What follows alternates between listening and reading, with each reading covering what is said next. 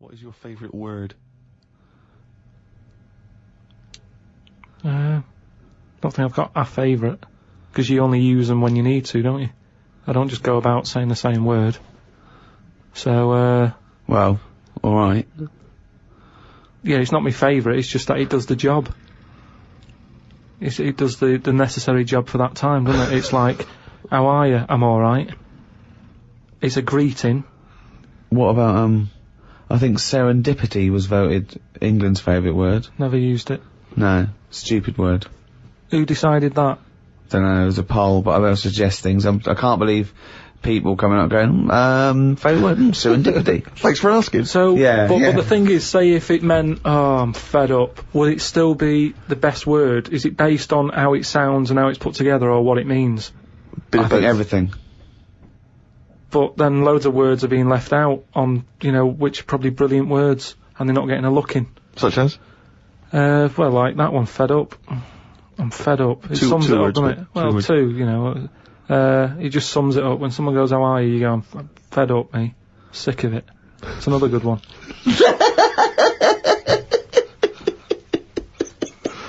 Oh, we get somewhere. Come on, some of your other favourites, right?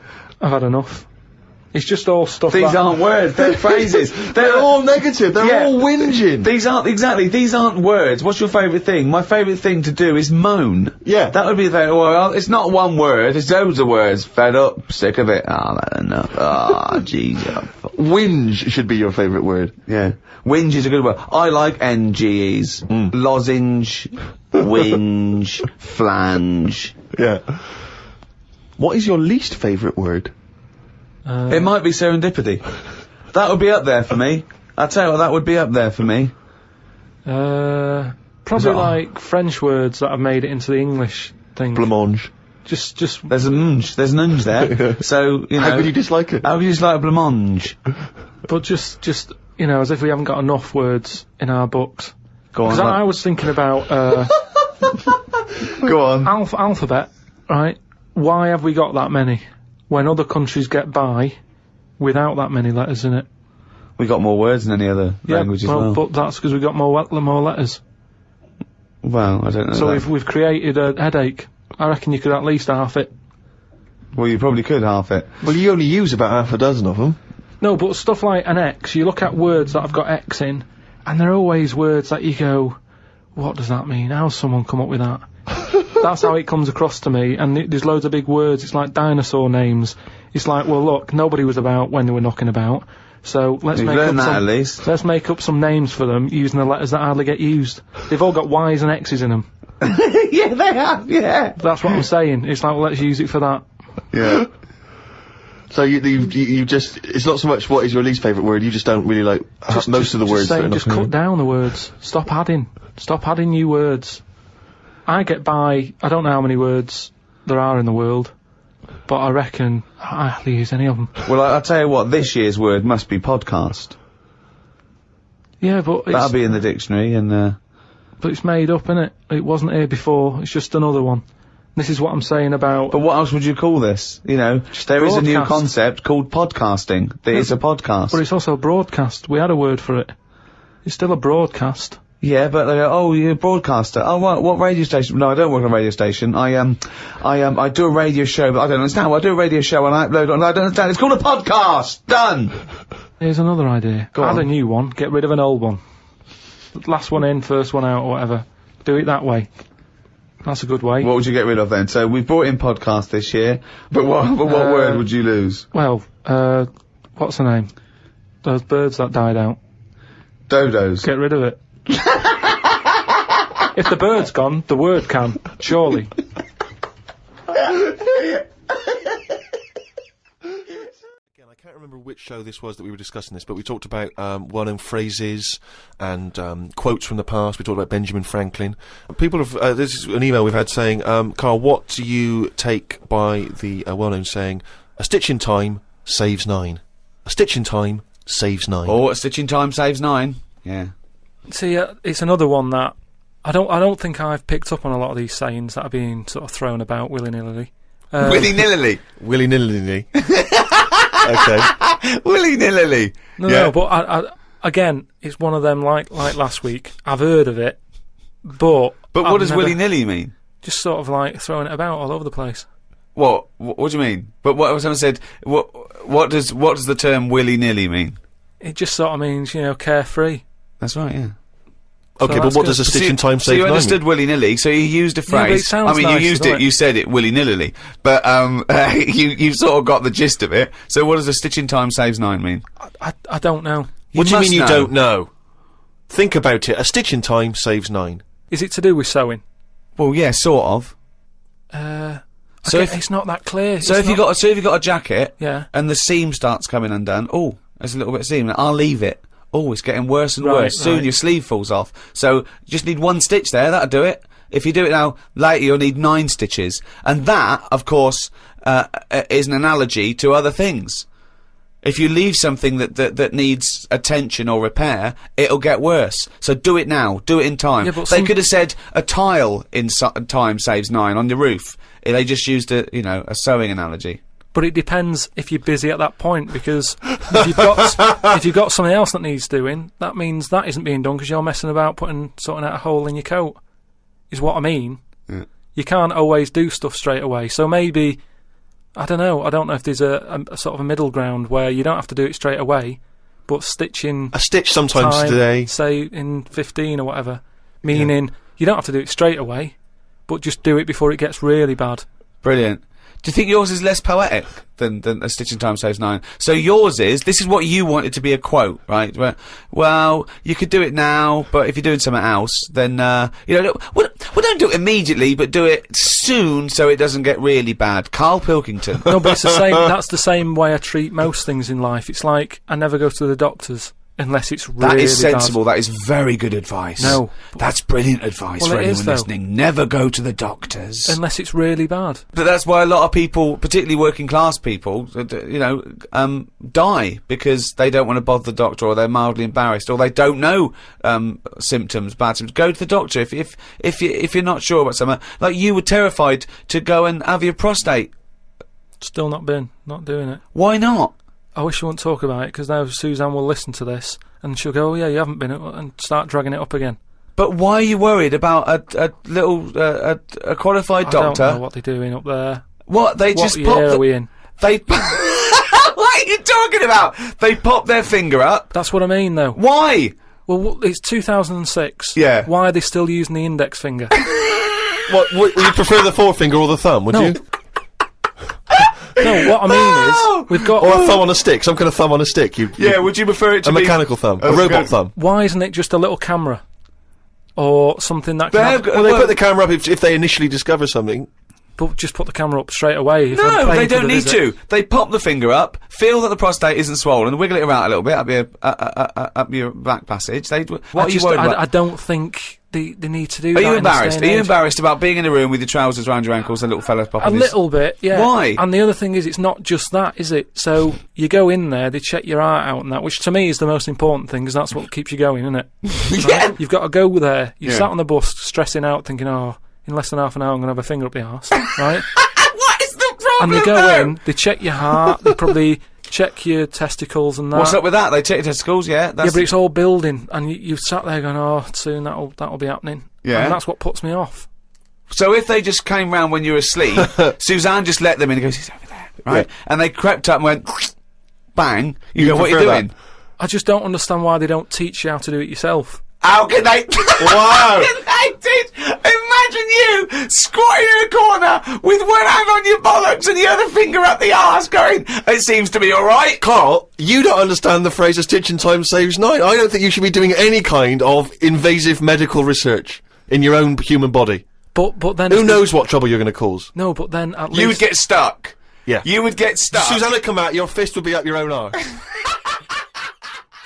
What turns you on creatively, spiritually, or emotionally? learning. That's a nice answer. Yeah. Learning, Excellent. learning Well, you stuff. say that. Yeah, but I everything you teach me, I take it in. It's just that sometimes I go, I don't get it. But that still counts as far as I'm concerned. Well, no, it doesn't. Learning is knowledge is. There must be some sort of retention. You can't say I've got a great memory for a second. You can't say that. It has to stay there. And then knowledge has to be, applied. You can't just have all this knowledge that isn't applicable because it's useless. I mean, trivia is useless to a large extent. It's not real knowledge because it doesn't really help you in practically. No, but there's a lot of that going on. You're always reading stuff that you go, I've just read that. It's got me thinking for a minute. It's not going to help me in any way, but it gets a reaction, doesn't it? Well, that's good, yeah. That's what art does, and yeah, sometimes education's good for its sake if it really does inflame, but then sometimes, like I've said before, you can know too much where it gets you down. Go on. I just was reading something about an octopus. That's like a killer octopus. And it annoyed me that this was knocking about now. Because I didn't know, I thought they were quite friendly. Whenever you see them in cartoons and that, they're always happy, aren't they? And then suddenly, like, they've sort of brought the whole sort of creature down. Do you know what I mean? No, what do you mean? Well, just you know, when you see them in films, they're running about and that, and everybody likes an octopus. But this one that's on it was your fault really, because you told me about that frog that's going about killing people. No, I didn't say that. So I looked it up on the internet at like other creatures and stuff, and there's some octopus that's in the sea, and what it does, you don't even have to like threaten it. It just spits in the water, and if that stuff gets on you, does you in. Again, So in a way it's good knowledge, because, I mean, I don't go in the sea anyway because it's full of stuff like that, but that's just reassured me that I'm doing the right thing. If they're knocking about, just gozzing everywhere, you don't even have to be near one, you don't even know if it's been spitting and stuff. It can kill you. It just seems unfair. I haven't harmed it, I haven't gone near it, why is it getting annoyed with me? Doesn't seem right. So that's where a knowledge has not helped that octopus out. Because now, when you eat them, I just think, yeah, have another one. Do you know what I mean? Get rid of them. Another conversation with himself. Another conversation with himself. What is your favourite curse word? I don't think I do anything like that. I think people can tell by my face when I'm like fed up. Well, they know you're fed up because you're always whinging. I don't think I've got one. Knobhead. That sums everything up, and I think it's... But you wouldn't call your nan a knobhead, would you? What would you call a nan? But she doesn't do anything to annoy me that much. But if she did, what would you say? If she really annoyed you? Well, knobhead's alright, innit? Because she sort of gets it. It's one of them things that everybody understands, but it's not too offensive. Right. What a knobhead. Alright, you're getting into this, aren't you? So that sums it up, but I don't really... Do you need one of them? What's that doing for you? It's better to think, innit? Like, okay, I've just slagged off that octopus, but at no point was a effing and jeffing about it. You know how annoyed I am with it. I don't have to start swearing about it, and that's... What would you do, though, if you were swimming, right? It was a nice little thing, you're on holiday, right? And there's this octopus there, and you're going around, right? And you just see it start spitting at you, poison. What would you say to it? Well, it's too late then, innit? And I'd kick it. And I'd say, knobhead. I would, but what's the point? What's the point in getting annoyed now? Because it's done its stuff, hasn't it? I don't know, you'd kick it and call it a knobhead under the water. What is this octopus thinking? Oh, God. Oh, okay, you fucking eight-legged shit. I'm not bothered. I don't know what you're saying.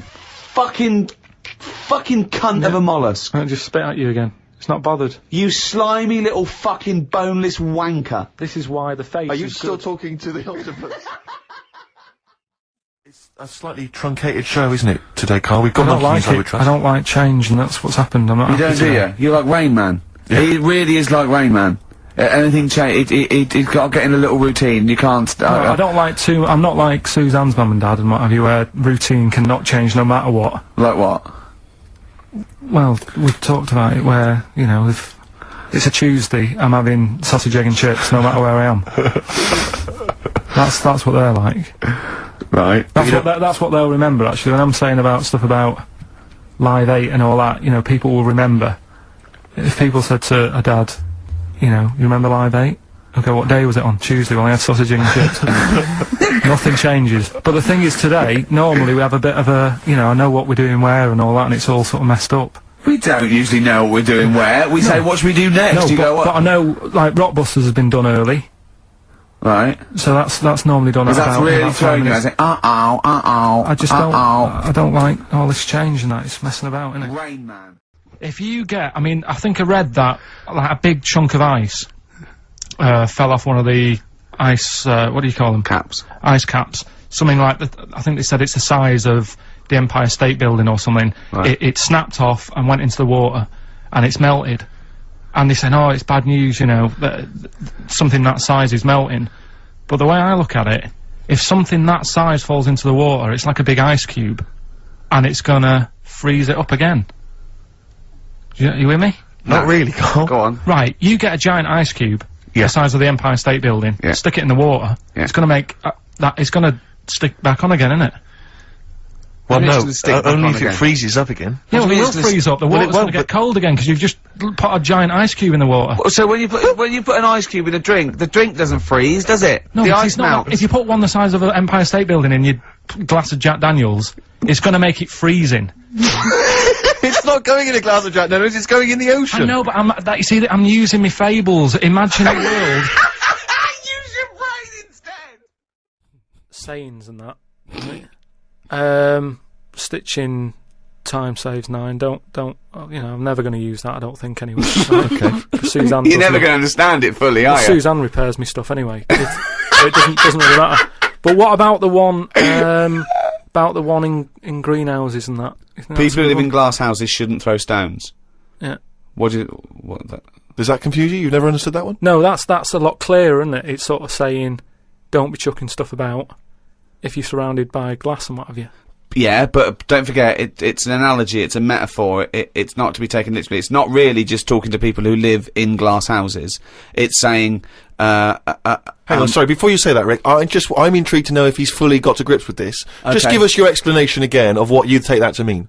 Well, just don't be chucking stuff about. Really? so, well, if that was it, they just say that. No, but that saying's been around a lot longer than we think. That's when people probably did live in basic glass houses and stuff. No, whoa, What they mean now- Who has ever lived in a Sorry, glass house? So cavemen went from rock to a nice crystal structure, did they? What are you talking about? When did people live in glass Well, no, houses? what they mean now, when that saying's used now, they mean sort of, you know, plasma tellies, ornaments. No, they don't. They're saying don't chuck stuff about because No, you'll they break don't. it. No, it's not about damaging your own property. They don't mean you're inside the glass house throwing rocks inside your own glass It's house. a metaphor. It means don't be having a go at people if you yourself have got more to lose. Do you know what I mean? It means it could be anything. Don't start a war where you could come off bad as well. It's about how fragile your situation is. If you live in a glass house, metaphorically, don't throw stones at someone else, because when he throws it back at you, your house is more easily damaged than his. Again, metaphorically. It doesn't mean that if you're living in a glass house or in a house with other precious objects, you don't, in your own home, throw bricks about. Because that would be a very specific audience that I was trying to reach, that phrase. I mean, let's be honest, what kind of a mental Do you know case? what? I think we've got the crux to this, right? I think I can answer. Right. Karl, what is an analogy? It's sort of like a little story told quickly. Isn't it?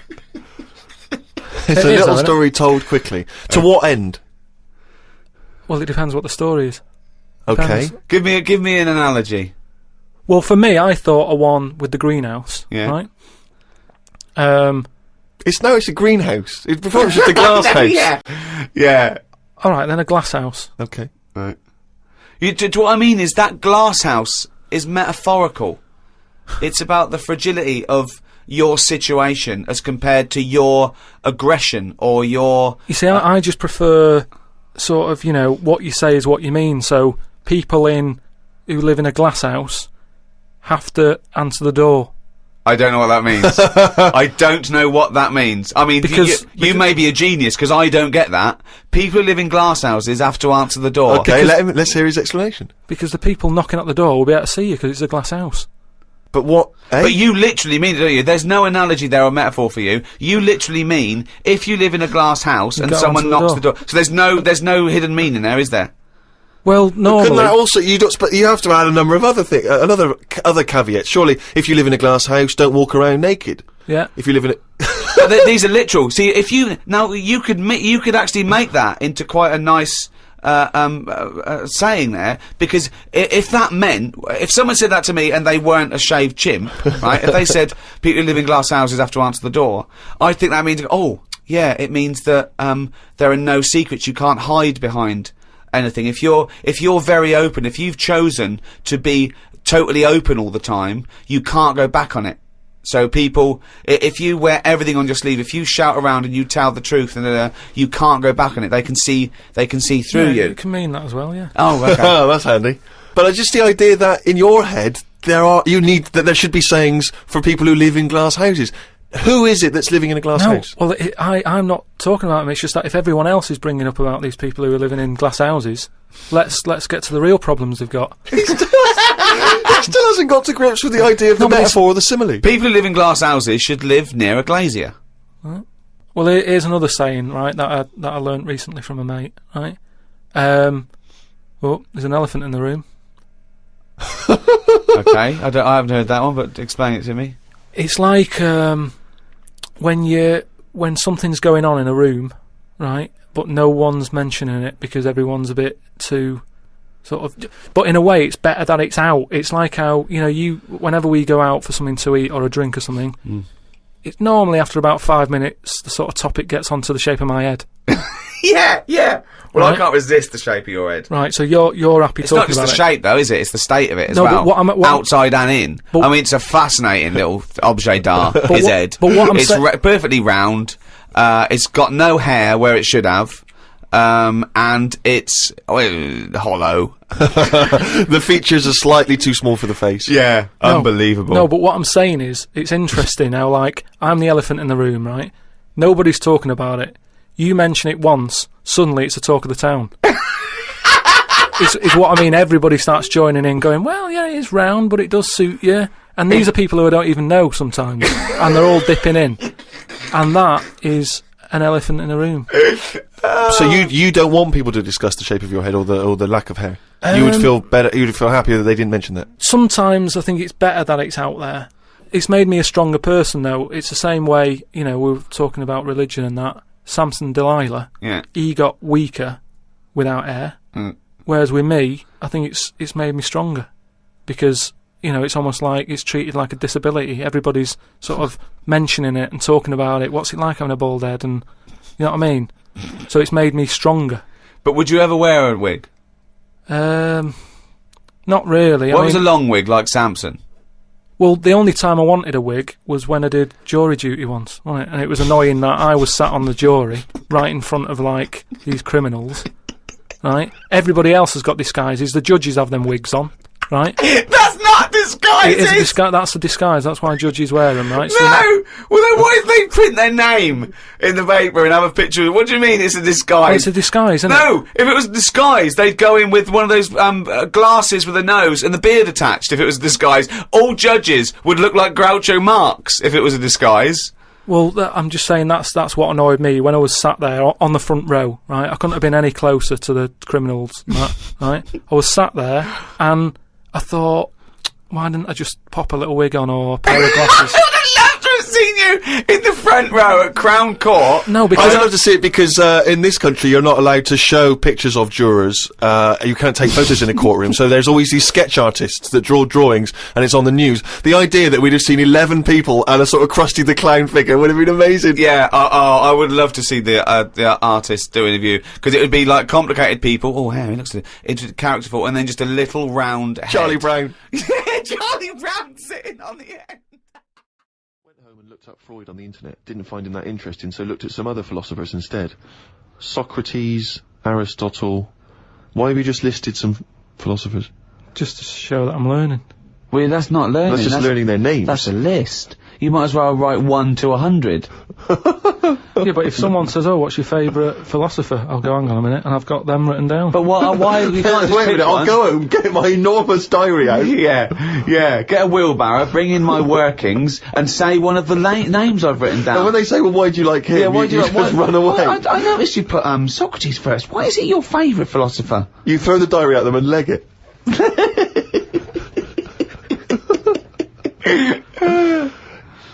Oh, and then you go on to say, it's weird how names have changed, but then there's no other point there. It just is, isn't it? When you think about, like, Socrates, I've never heard that on anyone who I know. Is what I mean. It's just, in a way... But you're not Greek, are you? But how did that go about back then? I mean, say if you were phoning someone up and they said, I'm booking a table for 2, they go, name? Socrates. Did he ever go, cheers? Without going, can you spell that for me? But I don't know what else point you're making. I'm just saying it's a name that's awkward. You're always going to have to go, can you spell that for me? You go, and it's not just him. Look at all them other names that are on that list. But they're from a different country. And a different era. Yeah, I know, but the names, I've been to Rome and stuff, and you sort of go... What, ancient Rome? Just Rome. It hasn't changed, has it? Rome, so it can be ancient Rome or Rome in 2006. It's the same buildings. I used to love Nero going around in his Fiat Punto. Lao Tzu from years ago came up with some good stuff. 1, he who knows does not speak. He who speaks does not know. Not entirely true. To lead people, walk behind them. Yeah. And of course, the journey of 1,000 miles begins with 1 step. Yeah, good that. Just favourites. Maybe this is why people are at the start line spectating at the Commonwealth Games. Well, no, it's just that I've never understood why in Olympics and stuff like that, if you're going to watch, don't stand around the start line, go to the end, where you see the winner. But because of that saying, it actually makes sense, doesn't it? It's like, well, every step starts with a step, or whatever. Say again? Every race, you know, you've got to start with a step. Yeah. So, Which is, who am I talking to now, you or your brain? Well, I was thinking about it a bit, so I think I was in control of it a bit more. So, and what have you come up with? Just, if you want to stay at the start line, do. What does that mean? I'm just saying, if you're into, I wouldn't watch a race, right? Okay, But is this you or your brain I'm talking to now? this is me. Okay.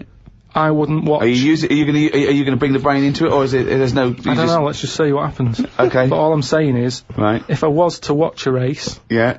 I wouldn't hang about the start line, because... Well, you just said you would. What, did I? Yeah, you said that's the place to start, because every race starts with a step. No, but I wouldn't normally. Right, I okay. won't watch any The race. brain definitely hasn't been used No, yet. is this you or your brain you're talking about now? I'm just saying about me, if I was on holiday, Yeah. and Suzanne said there's a race going on down the road, Yeah. I'd go, well, let's go, keep going down the road and stand at the finish line. Okay, but now what have according you to thought? Lazoo, Yeah. I'd say, well, hang on a minute, every race starts with a single step. Yeah. How many people around the start line? Is there more room there? She goes, yeah. I'll go, let's go there then, it's less busy. Right, and what would you see there then? I'd see people starting the race, but I wouldn't be that impressed with them, because I'd go, well, I don't know if any of these are any good. So would you start at the start or the end then? If it was down to me, I'd just probably stay at the finish line. Okay, so you wouldn't want to see the first step then? So what Not do you think of really. Lazoo now then? It's not what, but I wrote down 3 of his. That one isn't my favourite. That was the 3rd. I preferred the leading people from behind. Okay, and what would you do to lead someone now then? Well, if you're behind, you don't have to take responsibility, do you? You can go, well, I didn't send you here. You went there. That's not really leading them, though, is it? Yeah, because I've made them think. I've gone. They go, oh, I've just walked into a big hole. I'd go, oh, should have been looking where you're going. I haven't led them in that hole. But they've learnt a lesson, they won't go in a hole again. Anyway, listen, Rob's question is this, Karl, and it's specifically to you.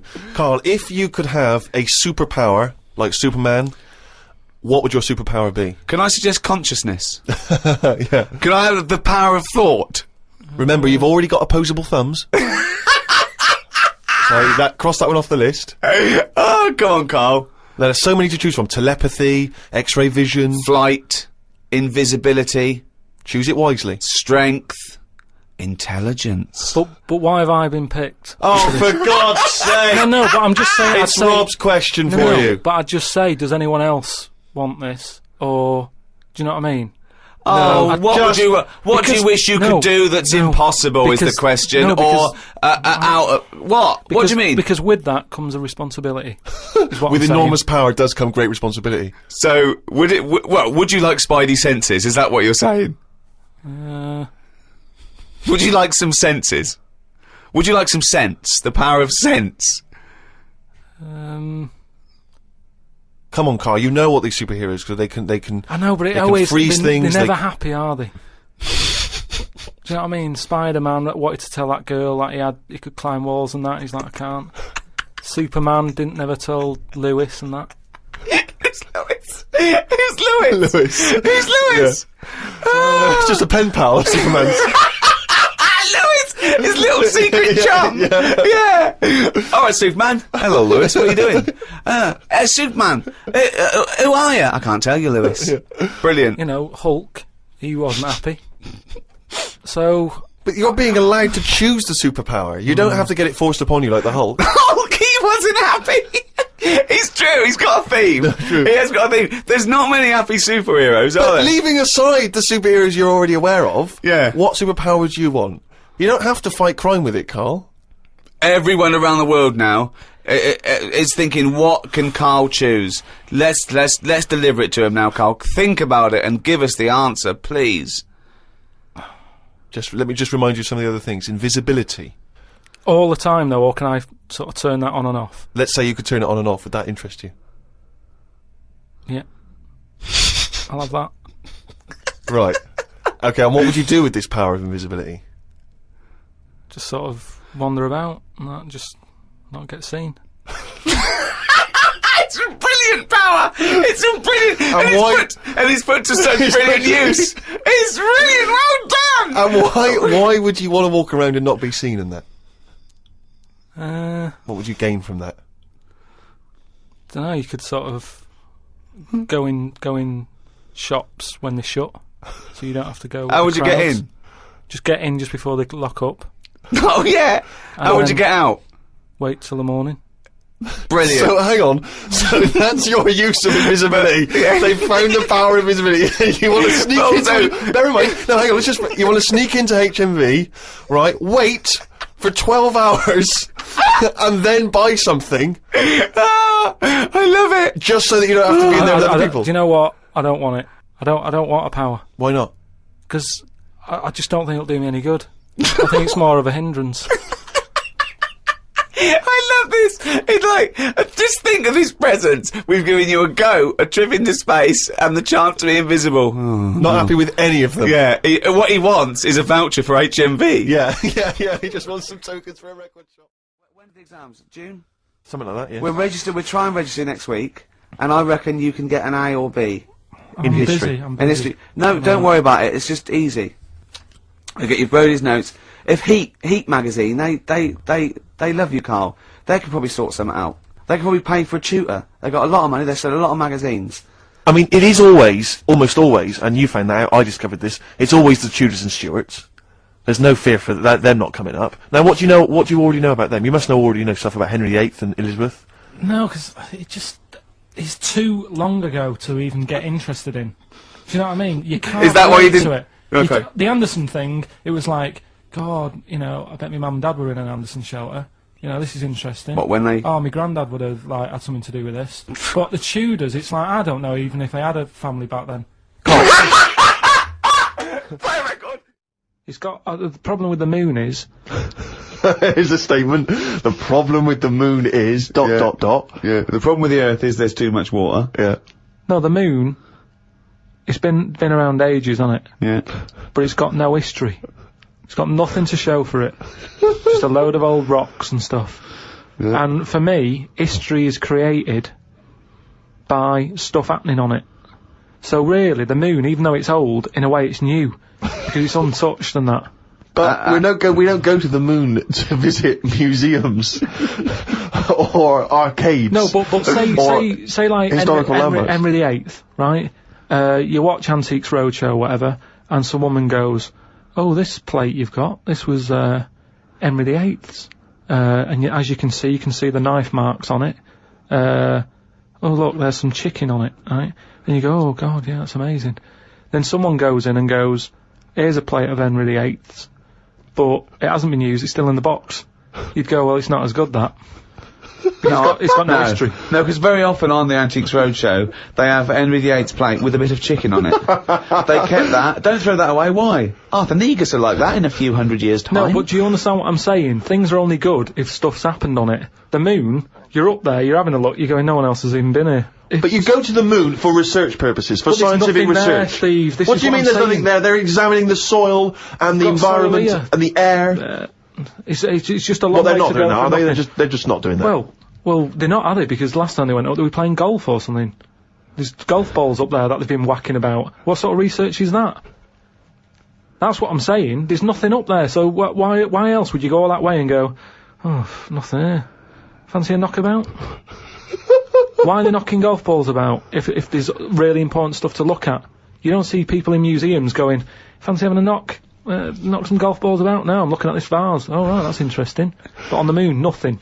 Nothing to look at. What other games have you brought? That's what I mean. And then we went and had a look at the volcanoes and that. They've got 36 of them to look at. How many did you look at before you realised that pretty much, you've seen one volcano, you've seen them all? Probably about 6 or 7. Really? And then when you got to the 8th, you thought, no, I know what this is going to be, Suzanne. This is going to be like a mountain with a hole in the top. Yeah. Really? But it happened years ago as well. It's like, just keep a couple, fill the rest in, tidy it up. Fill the rest in! Yeah, no, Well, getting some builders. No, seriously though. Okay, 4 million tons of concrete, please. They're an absolute death trap. Yeah, what do you mean fill them in? Do you know what a volcano is? Just a hole, isn't it? That's happened. Well, it's more than the happened back hole, it's in- more a portal to the magma in the centre of the earth. Back in 1730 it happened, and they still haven't sorted it out. Well, when you say it happened, volcanoes were made a lot longer ago than 1730. No, but the one that did Lanzarote in. Right. Sort it out. What would you suggest? How tidy can they up. fill it in? It's joined, it's all joined. No, but what I'm and saying is, it was the a- big it was- plates of the earth are all joined, it all was the a disaster, magma's wasn't it? joined. With the trade centre thing, that happened. They cleaned it up, sorted it out, they've moved on. That's what I'm saying. Whereas Lanzarote have just gone, leave it. It happened back in 1730. You misunderstand me. How, in the name of God, can you fill in a volcano? You ignorant twit. No, but it's not just the holes, they've actually left the lava everywhere. That's what I mean. It's not just the big holes, there's lava everywhere. But it's molten rock. They can't just pick it up like a carpet. Put it in the holes are there ready, just push it all in. The world's oldest tortoise, a 250-year-old tortoise, died last week. Yeah. Did it? Yeah, in a zoo in India. 250 years old. So would that have had that thing that they say about how you get a flashback of your life? You mean your life flashes before your eyes? Yeah, they say, don't they? Just like on your last breath or whatever. You like see you coming out of the womb and everything. Well, one, I don't believe that's true. I don't believe your life flashes before you. I don't know what evidence we've got. People who die say, you never guess what's happening. No, but there's loads of things that have happened where people go, oh, that's weird. That goes to show that we've been around before, or. No, it doesn't. There's none. I have no evidence for that. Of Well, I reincarnation. told you that time when it happened to me when I was younger. Go on. Your life flashed before your eyes? Well, it wasn't like a flashback, but it was it's the next thing next to flashbacks. It was I was having a bath, right, and my mum had like run the bath and that, and she said, "Is that too warm?" And I said something like, "No, it's all right. It's a lot better than when I used to have a bath in that wooden bath in front of the fire." Okay. And she was like, "What?" And I said, it happened years ago. And she was a bit like, "Oh." And I can't remember that now, but she talks about it, and that just goes to show that, because I was at an age when I wouldn't have known about wooden baths years ago in front of fires. No, but you talk rubbish now. So all you were doing, you were talking rubbish from an early age. Where's the problem? No, but you can only talk rubbish if you're aware of knowledge. Well, I didn't know about wooden baths, so You why didn't- would I have But invented Karl, that? we've only got your mother's word on this, and she thought you might one day be a doctor. Yeah. So, she put a rock with a feather on it to keep a parrot company. lest we forget. Yeah, but I'm just saying. Well, it's all bollocks. So have you researched this? You've tried to find out when little Karl Mark I and his wooden bath, when he was No, I around? don't want to go there, because that's when you start digging out all sorts It's of trouble, rubbish. It's rubbish. No, it's not rubbish. Well, it is what rubbish. sort of stuff might There's you no discover? scientific evidence. No, but just like I've said about family trees and that, don't be looking at them, because you're only going to find stuff you don't really want to know about. It's the same as that, innit? Leave it, let it be. Do you know what I mean? If your granddad was Einstein, you'd know about it because your family would be shouting about it. If he was a bad un, you go, oh, keep that quiet. So don't look at family trees, and it's the same. Don't be looking back in your past lives, because no God knows past what you've been up lives. to. Well, Karl and the wooden bath. Proof. If Karl proof be needed. Pilkington, live on air, talking shit again. but this tortoise. So if that's And also, its flashbacks would just be, the same wall. I mean, it basically spent, I don't know how many years, in a cage. It was in the zoo, so, it died of liver failure. Which is a problem if you're a tortoise, because with us, they can cut you open and have a look at the liver. With that, it's going, forget it, we're not getting in there. It's like you when you didn't want the plumbers to knock through the tiles to check out the piping. It's the same with the tortoise. If it's a liver, we're not going through that. It's not worth it. If it's your head or your feet, we'll have a look, mate. But we're not looking at internal organs with a giant tortoise. why not? 'Cause, what do you mean? Well, can't you drill into those things? It is only a shell. That is easier to replace than skin. Karl, I was joking. You can't do a liver operation on a tortoise. Why not? It's got all the same parts, hasn't it? All the same body parts and that. Well, I think that's the point. Well, not really, but yeah, it's But loosely better speaking. ones in a way, because they live longer. So they're doing something right, aren't Right. they? If they can live 250 odd years, our art can't do that. No. Which is what I say about our tortoise has got it right in a way, that it's taking its time on everything. We're rushing about, getting stressed out. That's just, getting on with it. It's not rushing. It eats healthy, doesn't it? It eats lettuce and stuff. Yeah. So that's probably doing it right, but to be honest, it's too much. I wouldn't want to live 250 years. Just eating lettuce. Let's not forget that all a tortoise does is eat lettuce. It's not like it's jet skiing weekends and then getting its lettuce on a Monday. That's all it does is eat lettuce. Yeah. And that appeals to you, does it? No, I'm just saying that it must be doing something right, though, Of course it's doing something right. because it's living 250 years. But all animals do something right, however long they live. Mayflies live a day, but they're doing something right. Well, they're not, are they? They haven't got a chance to learn how to do it right, and then they're dead. It's, that's from one extreme to another, isn't it? That just seems a bit mental to me, that living a day. I wouldn't bother, so forget it. Could you be bothered? You don't, just as you get to know someone. Yeah, another mayfly. Yeah, but I'm just saying, if we had that, if that's how we lived our lives, you wouldn't have a chance to make a mark or anything, would you? It's just... Would you try and pack a lot in that day? Disneyland, whatever. No, I'd prefer to make it miserable, so I don't miss it, if you know what I mean. But I was thinking the other day about, your body and everything, because it is amazing, isn't it? How it works. Oh, yeah. Does the brain control you, or are you controlling the brain? I don't know if I'm in charge of mine. Nor do I, There's a surprise. Nor do I, No, do you know what I mean, though, by that? Does the brain control you, or do you control the brain? Don't you ever sort of think sometimes, say if you're making... But 'cause you I are was the making, brain. No, but I was making a shopping list, right? Going, right, I need some rice, kidney beans, and I thought I had everything, and I sort of was rolling up the paper, and then something went, oh, an onion. Your brain did Something that. went an onion. Was it No, Suzanne? well, my brain sort of went, you forgot something. Yeah. I didn't think I'd forgot. I was No, putting you that- are your brain. No, but don't you understand?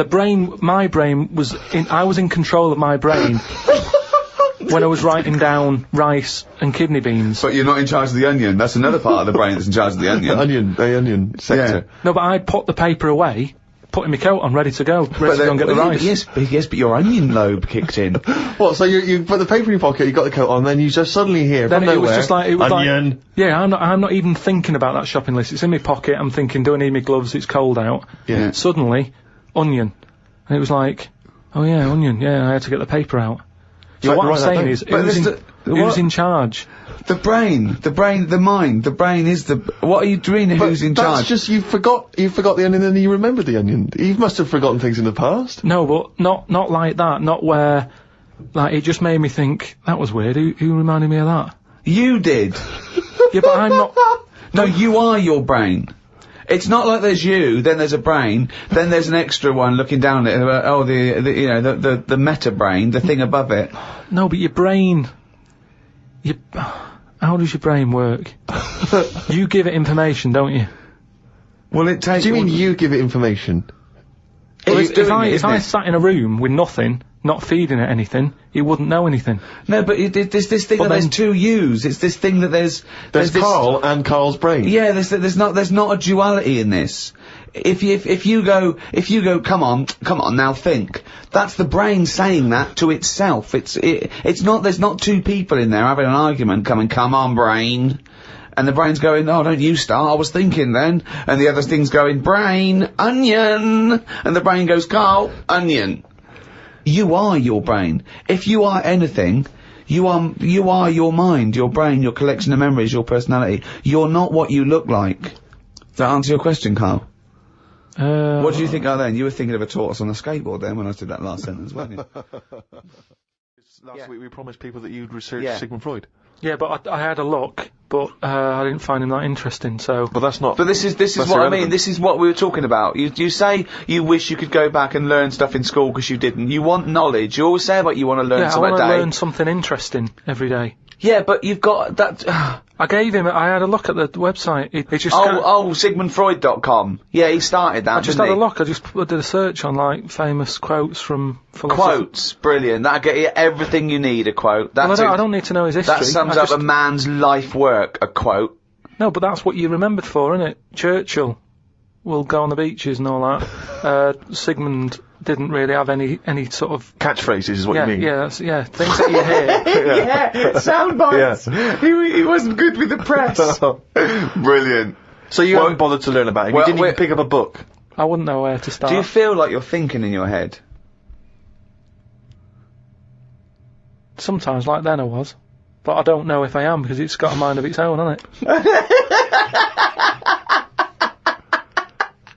Did look at some of the things that he'd said, and the one Do it that- now. Do it now. What have you learnt about Freud? Okay, here we go. This is Karl Educates Ricky and Steve. Number 1, Sigmund Freud. Karl, tell us what you learnt about Sigmund Freud. Right. All I remember was that he said a baby. You look at a little baby having some milk from its mum's breast, right? It looks well happy. It has enough. It's full up. It goes to sleep. It's got a smile on its face, right? He said that's what happens when you're older as well. That's all I remember from all the things that he was saying on his thing.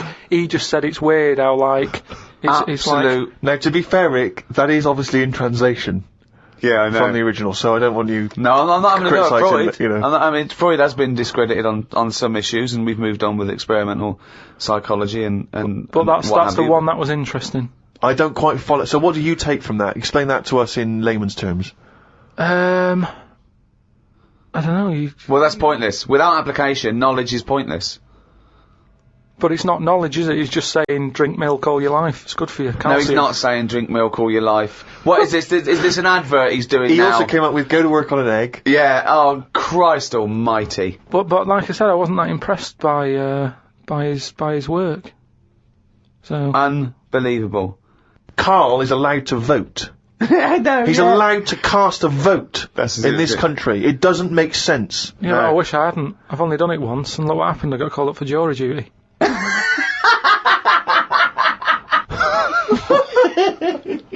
Not doing it again. People do what they do anyway. I think they only let us vote, so we feel like we're having a say in what's going on. But really, it just carries on, doesn't it? I haven't seen a big change. But that's exactly why you vote. No, the Having best a thing say. you can do is look after yourself. Get on with it. Brilliant.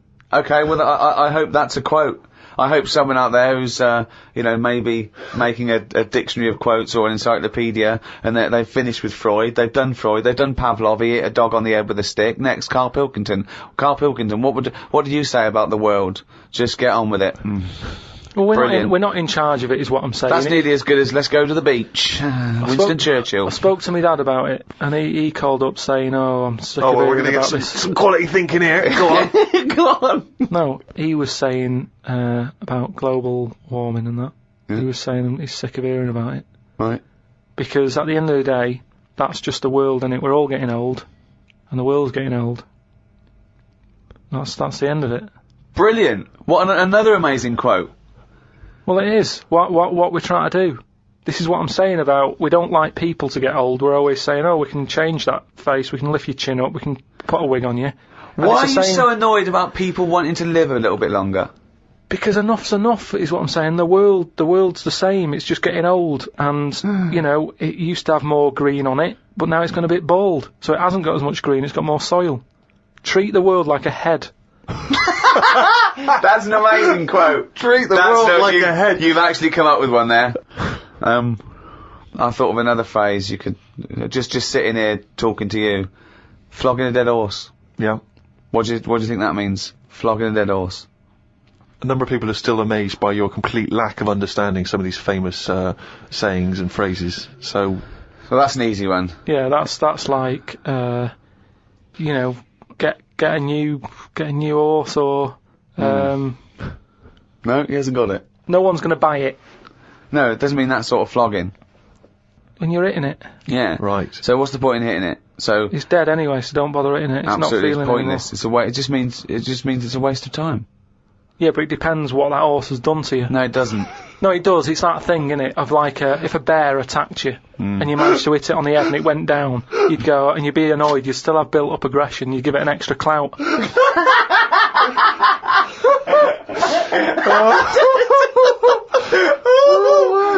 Unbelievable! That's extraordinary. I don't know who's compiling this book. Sometimes it's worth flogging a dead horse if he did something, if he annoyed you. With respect to Karl, never before have I understood so little of what a man says.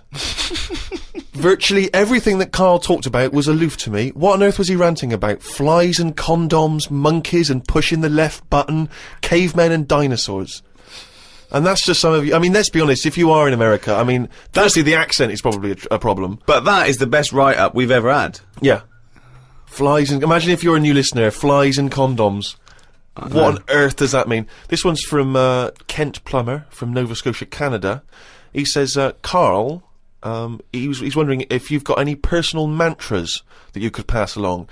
For instance, he reminds us of Ben Franklin's famous mantra, waste not, want not. Who said that? Ben Franklin.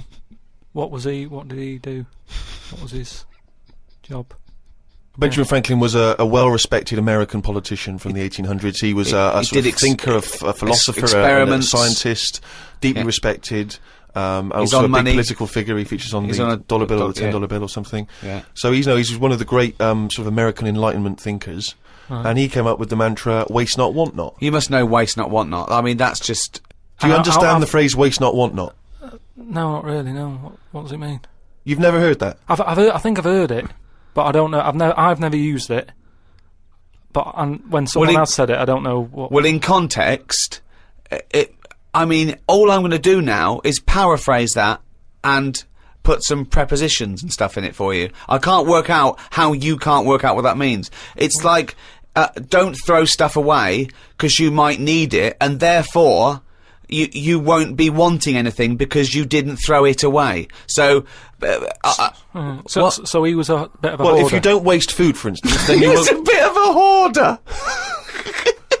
For God's sake. No, but I'm just saying, he's a man in power. Is that the best thing he ever said? No, I'm sure he came up with many, many profound things. Why is that one he did remembered? Experiments in electricity and conducting electricity, all sorts. But that impresses me more, inventing electricity, than someone... He didn't invent electricity. Wait a minute! Don't impress you more than what? Just saying, waste not, want not. I don't think it's that good. It's not even catchy. What I don't understand is why he was the first person to sort of suggest, look, don't go chucking that out, keep it, you might need it later. If I He said, wasn't the first person. Say that again. That is brilliant. Why isn't that catch on? That is amazing that you've just come up with there. That's poetry. How would you word it? I'd just say, whoa, don't be chucking that out. You might need that later.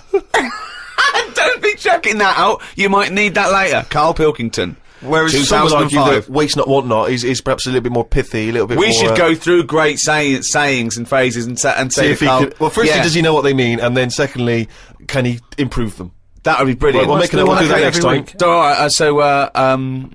Let's see. Okay, Winston Churchill. Never have so few done so much for so many. What do you think of that? Do you know what that means? So he's saying... Well, it's with regard to the Battle of Britain and the pilots that gave their lives.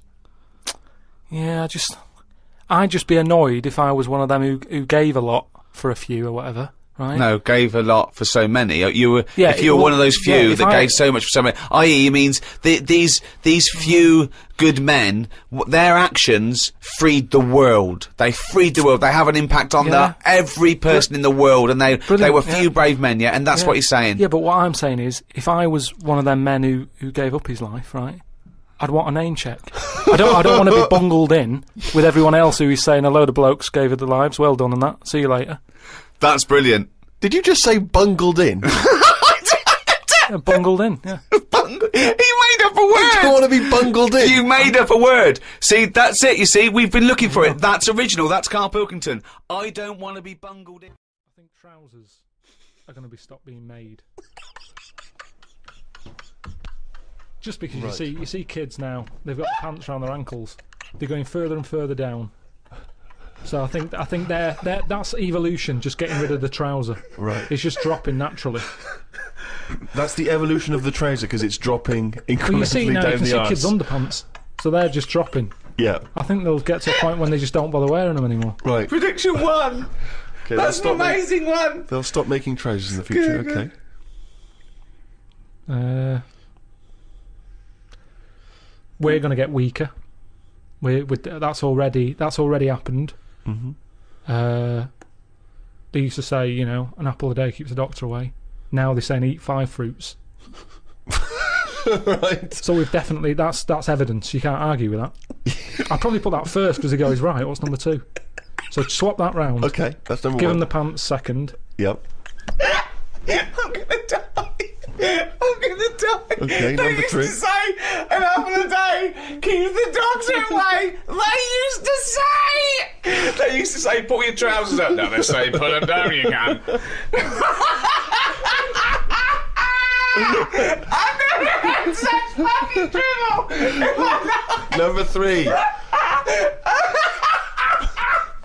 Right, number 3. Oh, the scholars are now waiting with bated breath when they find this old scroll, and they go, "Ooh, what can number 3 be?"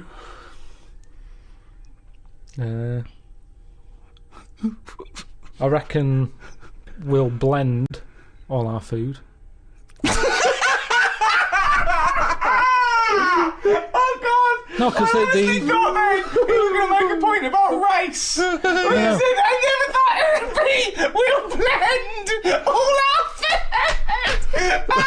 like they do for babies, you mean? I just think when you think about all the stuff we eat now, cavemen chewing on big lumps of meat. Yeah. We had wisdom teeth. Yep. Now they say, take them out, you're not using them. Yep. Why are you not using them? Because your food's soft. Yep. Sorbet. Yep. Soups. Yeah. Everything's softer, Just isn't it? those when you two, get an but avocado, they say, is it soft? Everyone's squeezing the food before they buy it. Yeah. No one wants anything tough. Yeah. So I think chewing is a sort of It's a thing of the thing of the past. We haven't got the time to chew. Everyone's like, hurry up, eat that. You don't have to go out for dinner with Ricky. He's like, hurry up. Like, I'm still eating Well, it. he does blend his food, I think. Okay, so blending food. Great. I reckon. What else do we do now? So I've done teeth, done trousers. I've come up with this idea. It's sort of like glasses, but you can live wherever you want to live. What do you mean? Everything that's real, you're not looking at that anymore. This is really the future. I'd put this at number 10. This is like... We're only doing 5, fuck me. So what you mean is that you look through the glasses and instead of seeing what the real world, you see a tropical what paradise. You want to see. So if you're a young kid and you like the idea of living in the urban ghetto with all graffiti on the walls and that, you can see that. Yeah, but hold on, are you walking around? Because you'll be bumping into stuff, won't you? No. Why not? No, what you mean is that the stuff that's there in the real world is being digitally reimagined in your glasses. So what was a nice country lane is suddenly now an urban ghetto. It's got loads of graffiti on it. Sure. Absolutely mental, pointless, would never work. Absolutely one of the maddest things you've ever said. Really weird, that one. Yeah, It could be done. I reckon it could be easily done. Why would it be? Okay, that last one, that's number 4. That's a load of bollocks. So what's number 5?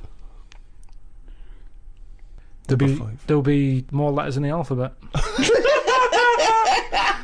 Why? Why? Because we're running out of words now, aren't we? No, we're not running out of No, words. we are. We are definitely running out of words. Just using the letters we've already got and making new words. Yeah, we're making, No, but we haven't got enough now. Of course we have. Have you any idea? You could have a word with 9 L's before you run out. Yeah, and they do in Wales and what have you. That's because their alphabet is shorter than ours. They've only got something like 24 letters over there. Right. But they go mental with the L. Now what we do is, we've got 26 letters, but we are now struggling. We're not struggling at all. We are. We're not. Let me say stupid. Boswallocks in shampoo. Now there's a word where they've gone, well, we've invented something here. We've got something we're putting in shampoo. Boswallocks? Boswallocks. Have you just made that up? No, it's not. They go, new with Boswallots and ceramide R. Yeah, but that's a new word because they have to. They come up with a new word. But it's a terrible word. Why? Boswallocks. It's another word. Is that real? You've made that up, is it? I haven't. That's a real word. Yeah. Now this is what I'm saying. So years ago, when they came up with all the sensible ingredients, Go on. sodium. That sounds. That sounds all right. He likes sodium. He doesn't like Boswallots. Because it sounds like something in it, like an ingredient. Well, yeah, but that's because you're used to it. Is this a load of Boswallocks? Are you winding me up? No, the two it's of you? real. It's real, and that's because 26 letters. We've wasted them. Years ago, we went mental with the, pneumonia, sticking a P on it, and there's loads of words where you go, what's that letter doing in there? Whereas now, they can't do that. They've gone, whoa, pull that back. Why is that letter there? And now you've got stuff like abbreviations and stuff. Yeah. Let's not waste letters. Let's just control it a little bit. Cars are called things like, GTI or something, because they're going, well, I can't think of a word to call this. So they're giving them letters. Think of a word now. Think of a word that hasn't been made up. What do you mean? Well, tell me a word that hasn't been made up. All words have been made up. No, one that hasn't. That could be used. Say if I invent something now to put in shampoo, what can I call it? Quick. Cranberry. No, it's too close to that. No, we can't get that past the advertising person. Scrimpton. Scrimpton. Yeah. It took Ricky 2 goes and you accepted his second one. Well, I think we've sorted out the future. We get on to, I said, well, things that are, I said, we can see the speed of evolution in lower life forms like bacteria, viruses, they evolved. That's why soon we won't have an antibiotic that can kill some certain bacterial strains. And he said, and this was about 11:30, and I said, I'm going to bed, right? He said, in the future, they reckon that you'll be able to wake up and eat a yogurt you can have a chat with. I don't know what that means. Let's put a song on, right? And we'll come back to it. So you're going to explain that? Yeah. You've got an explanation. He said, they reckon, and I said, I'm going to bed. He went, no, really? I said, no, I'm going to bed, Karl. There's no point now, because it's just like you're talking gobbledygook. You know what I mean? I might as well talk to a pot plant. Yeah. He said, in the future, they reckon, I don't know who they are. Sure. I don't know, people who post things on the internet that he reads. I think the Telegraph. Anyway, complete the sentence. they reckon that in the future you'll be able to wake up. I love it. There's always a little scenario, an embellishment, like this little.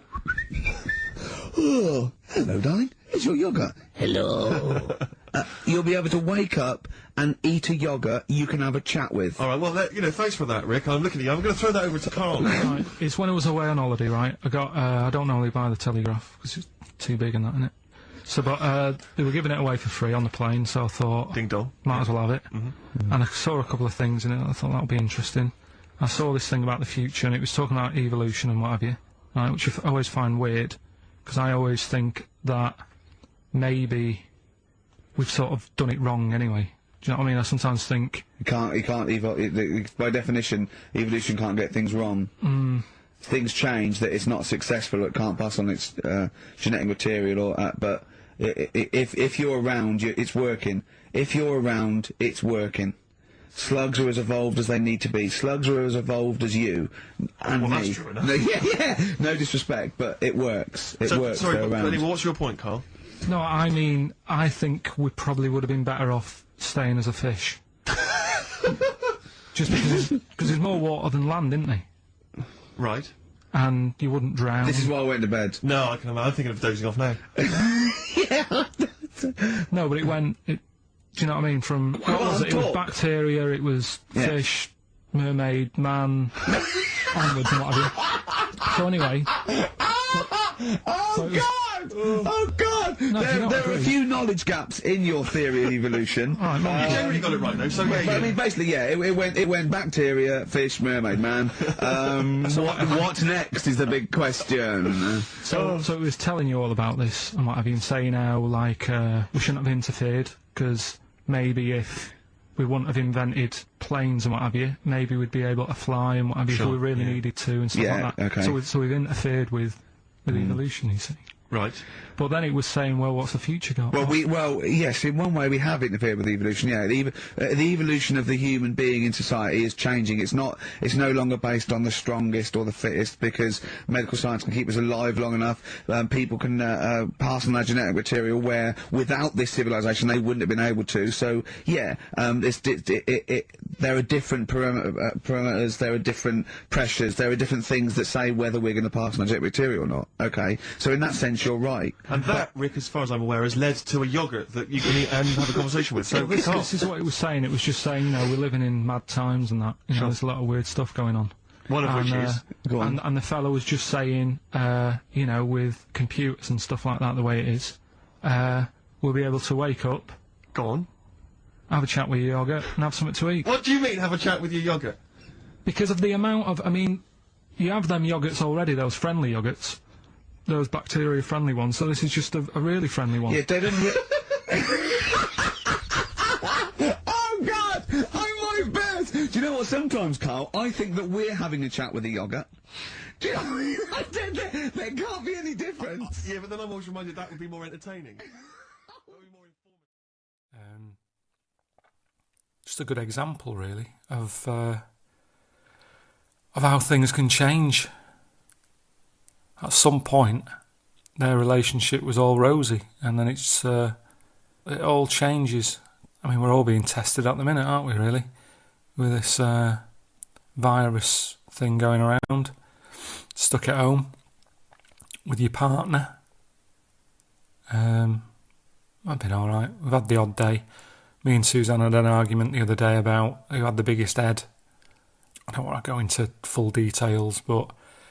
of who had the bigger head, but it got to the point of getting out a tape measure and measuring the circumference, and it just all happened because I ordered a cap that stated that one size fits all, and it fucking doesn't. I just wish to sort that out, because now I've got to fanny about and send it back. One size fits all. Annoys me. But then again, I suppose that's what life's about, innit? Getting annoyed, being happy, being worried. Well, that's a lot, innit? Being scared. That's living. I do like a good moan. And I do like a worry, in a way, for a little bit. It's a bit of a pastime, keeps your brain active. I always remember a few years back, I used to think about death a lot. You know, we all sort of come into the world in the same way, don't we? But the way you go out, you don't know. You don't know what your exit strategy is going to be. And I'd let that worry me. What's going to happen? Is it just going to be in my sleep? Or is it going to be something horrible? would mainly happen when I could hear a clock ticking. It was a little reminder that time was just, ticking away, and that's my life. And it used to bother me. And then I read a story that made me change my mind, and it was about a bloke, and he died in his bed when a cow fell through the roof, through the ceiling, landed on him, and squashed him dead. And for a bit I was like, oh God, that's really bad. That's probably going to be me, that.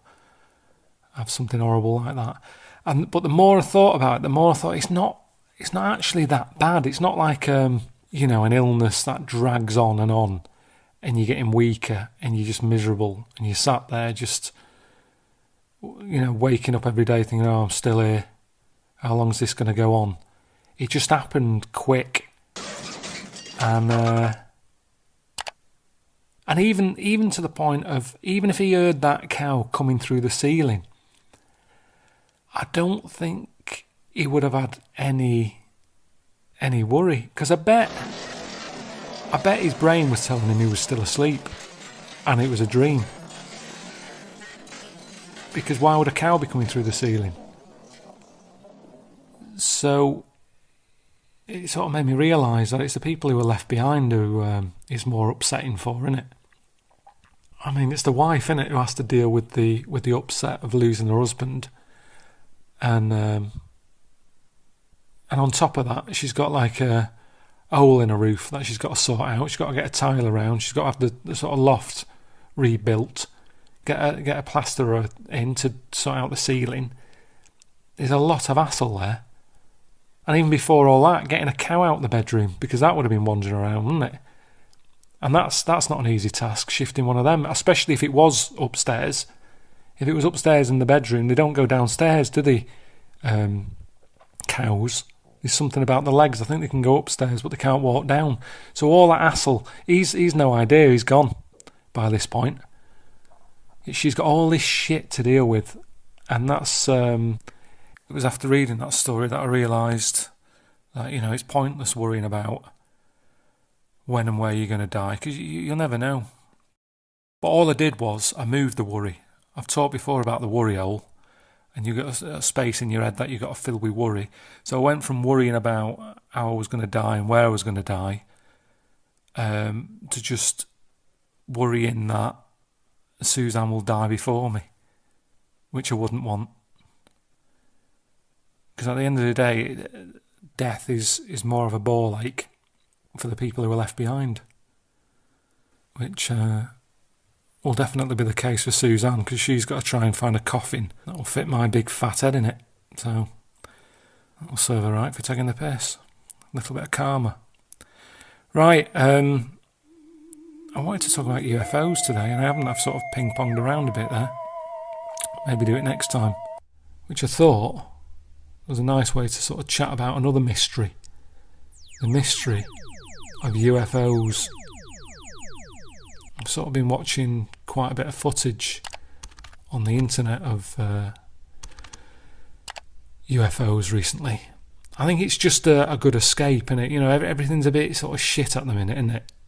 No matter where you're living, no matter what country you're in, everything just seems a little bit shitty. So sort of looking at otherworldly stuff is just a good escape. And there's loads of footage out there. Some of it you kind of go, oh, that looks good. Some of it is a joke. I mean, there was one that I clicked on that was a bloke that it was clearly off his tits, because he was filming something out of his bedroom window. He was going, there's a bright light. Oh, look, I can't believe it. I'm being visited. There's a bright light. And it was clearly a street light. So there's a lot of knobheads like that. But now and again, you get some footage or hear an interview or something that you go, well, this confirms it for me.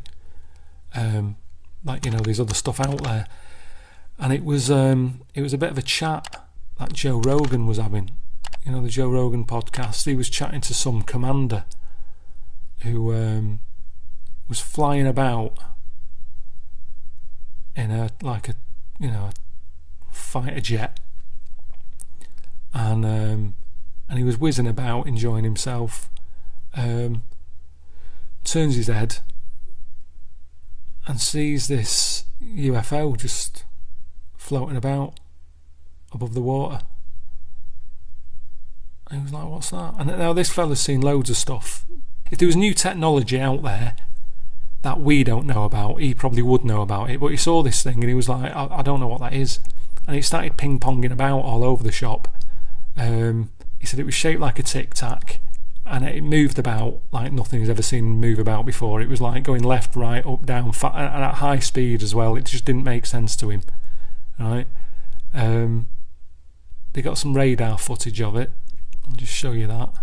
This was it here.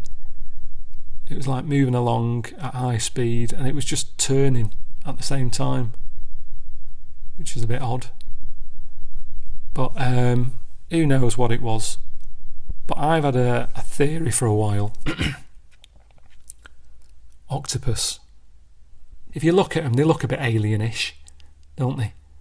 This UFO was floating above the sea, so there's a connection there already. All the arms, which would probably come in handy if you're flying about something that commander saw. I imagine that's got a lot of joysticks, a lot of buttons to press. You need a lot of arms. So there's that. And I saw this video ages ago. Yeah, I'll show you this mimic octopus. Right. Now the skill that it's got, it's like, let me just show you this. Right. So this diver here, there he is in the water, just swimming along, minding his own business, doing a bit of filming, not much to see really. And he just sees this little bit of seaweed, thinks nothing of it. There's a little fish, little black and white fish. Oh, that's nice, there's not much else here. I'll just film that black and white fish there, moving about. And oh, good Jesus, what is that? An alien. That is an alien there. Let's just rewind it again. It goes from that, just looking like a blob of moss, to that. That is amazing, and off it shoots, look. Going back to Planet Zonk. And think about it, it makes sense, doesn't it? If you were an alien, where would you land? You wouldn't bother landing on land, on Earth. Because it's not going to be left empty for long, is it? You're going to find a little plot, you'll go, this is alright. And before you know it, bulldozers will turn up and build a new Starbucks or something. So they're better off going into the sea. And there's more of it. The Earth's 70% water. So if you're going to sort of base yourself anywhere, you're better off in the water. Especially at the minute, it seems like one of the safest places now, doesn't it? I don't think they get the virus underwater. And I tell you another thing that makes me think that I'm right here. If you Google big octopus, what comes up is the Pacific octopus. Right? Where was this Tic Tac UFO spotted? Over the Pacific. Makes you think, doesn't it? Could be wrong, I could be right. I can't imagine spiders from Mars being any more weirder than spiders from Earth, to be honest. They're just odd, aren't they? How do you make them weirder? I've been going to YouTube a lot during the lockdown, and there's two things I go to if I'm not actually looking for anything, in particular. There's big waves, right? You get like fishermen, or those blokes who are shifting freight out in the North Sea, and they do videos of the waves that are outside during bad weather, and it's mental. There's like 50-foot waves, and they're just it just doesn't bother them at all. You can hear them chatting to each other, arguing over a game of cards. Meanwhile, outside there's waves, like the end of that film Deep Impact, and it just doesn't bother them. Yeah, it freaks me. It freaks me well out to know that waves are that big and are bashing about on the same planet that I'm sat on. So there's that. I like looking at, and spiders. And they sort of terrify me, but at the same time, I like looking at them. And I think the thing that freaks me out is the legs, because sometimes a spider can be quite big, you know, the body. But I can pick things up like beetles and stuff like that have the same size body, but it's them legs, just big. It's the big legs which is weird, because, you know, one of the things that can make a woman sort of attractive is long legs, and it don't freak you out. And maybe it would if a woman had 8 legs. I don't know. Maybe it wouldn't be. I don't know. But anyway, yeah. Just Google the Goliath spider, will you? Look at the size of that. There's one on the internet. Just I think it's the first image that comes up. It's sat in a frisbee and its feet are hanging over the edge. It's got kneecaps. Have a look at it. I mean, obviously don't. If you're one of them people who doesn't like spiders and you can't even look at them, then don't. But it is mental. Right, the other day I did some rockbusters. I thought I'd just give you the answers. The first one, the initials were AG. The clue was, how would you... what did I say? I said what's one of the ways you'd describe Kermit, right? How does Kermit look? He's green, isn't he? He's all green. Kermit's all green. All green. Al green is the answer. Like I say, it's a little bit cryptic. You have to think about it. So well done if you got that one. Second one, the initial was M. The clue was, I might phone you, I might not. So what's going on there? What's another word for calling someone? Bell you, right? You might bell someone. I might bell you later. So if you might phone them, you might not. You may bell them. Mabel. That's Mabel, who's out at the minute. It's Nina Cherry's kid, that, isn't it? That's when you know you're getting old, isn't it? When pop stars you listened to as a kid have had kids and they're now pop stars. Madness. So yeah, Mabel for the second one. And then the last one was DL. The clue was the Australian asked the impressionist to do one of those people whose arms and legs fall off. So what are they called? They're called lepers, aren't they? Lepers. If you're Australian, you'd probably say lipper. So the impressionist had asked the person to do one of them people, so they're asking them to do a lipper. Do a lipper. Do a lipper. A few of you got that. No problems. So well done. Something to do, wasn't it? And might do some more, especially if this lockdown carries on.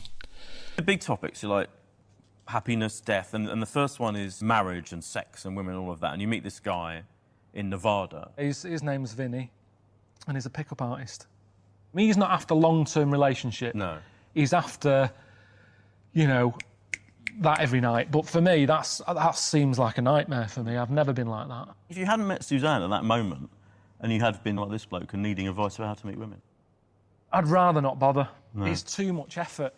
And I think as soon as you've got to put a lot of effort in, I think what's the point? I think you've got to be really at ease. I mean, I've been with Suzanne for 20 years, and some would say, you know, we've got a bit too lackadaisical. Yeah. You know, leaving the toilet door open, or, you know, there's just nothing there. We know each other that well. Do you go to the toilet in front of each other?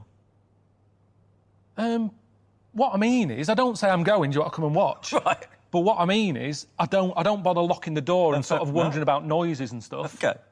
Because we've been together for ages, Right. and we know that's what goes on. Right.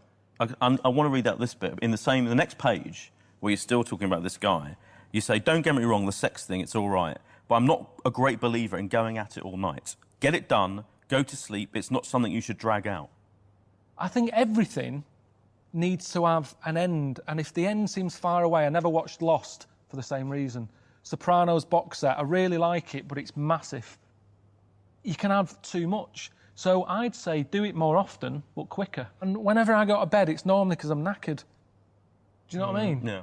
By the time I get up there, we've got a cat now, so that delays things anyway. So even if it was like, oh, maybe tonight's the night, by the time you've got the cat out and locked up and, you know, we've moved into a house, so there's more doors to check. By the time, and more floors, we're not in a flat, we've got stairs. So by the time you get upstairs, I'm out of breath anyway now. And it's kind of like, oh, right, see you tomorrow. I'm shattered.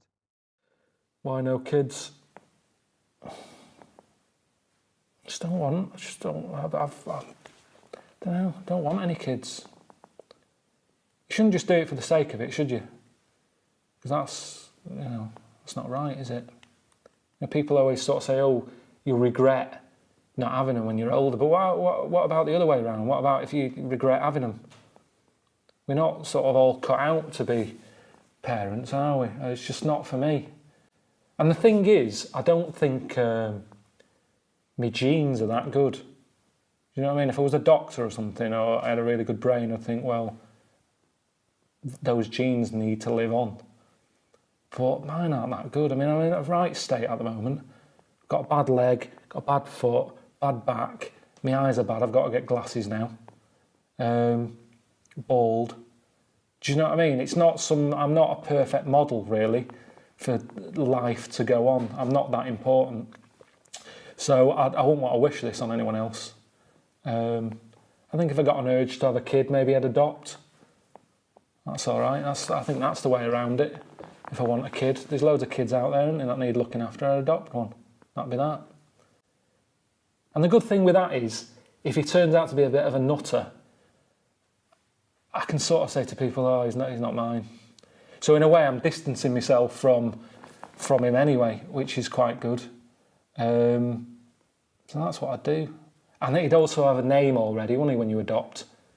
Which is a big sort of pain in the arse thing you have to do, isn't it? The amount of people that have kids and they go, no, we're thinking about the name. It goes on for ages. And then it's a big news when they reveal it and all that. At least with adopting a kid, it comes with it, it's done. Because they're getting sillier and sillier, aren't they, kids' names? Really struggling. I don't know what it is. I don't know if it's because... maybe it is that thing on Skype and all that. If you join Skype and you put your own name in, it goes, it's already taken.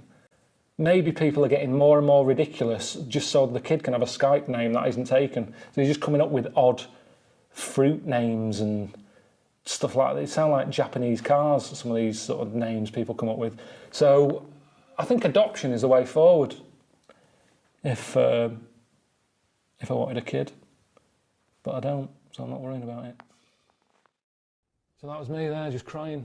It sort of works. I think people, I don't know, they're fascinated by people crying now, aren't they? That will work, that, I think.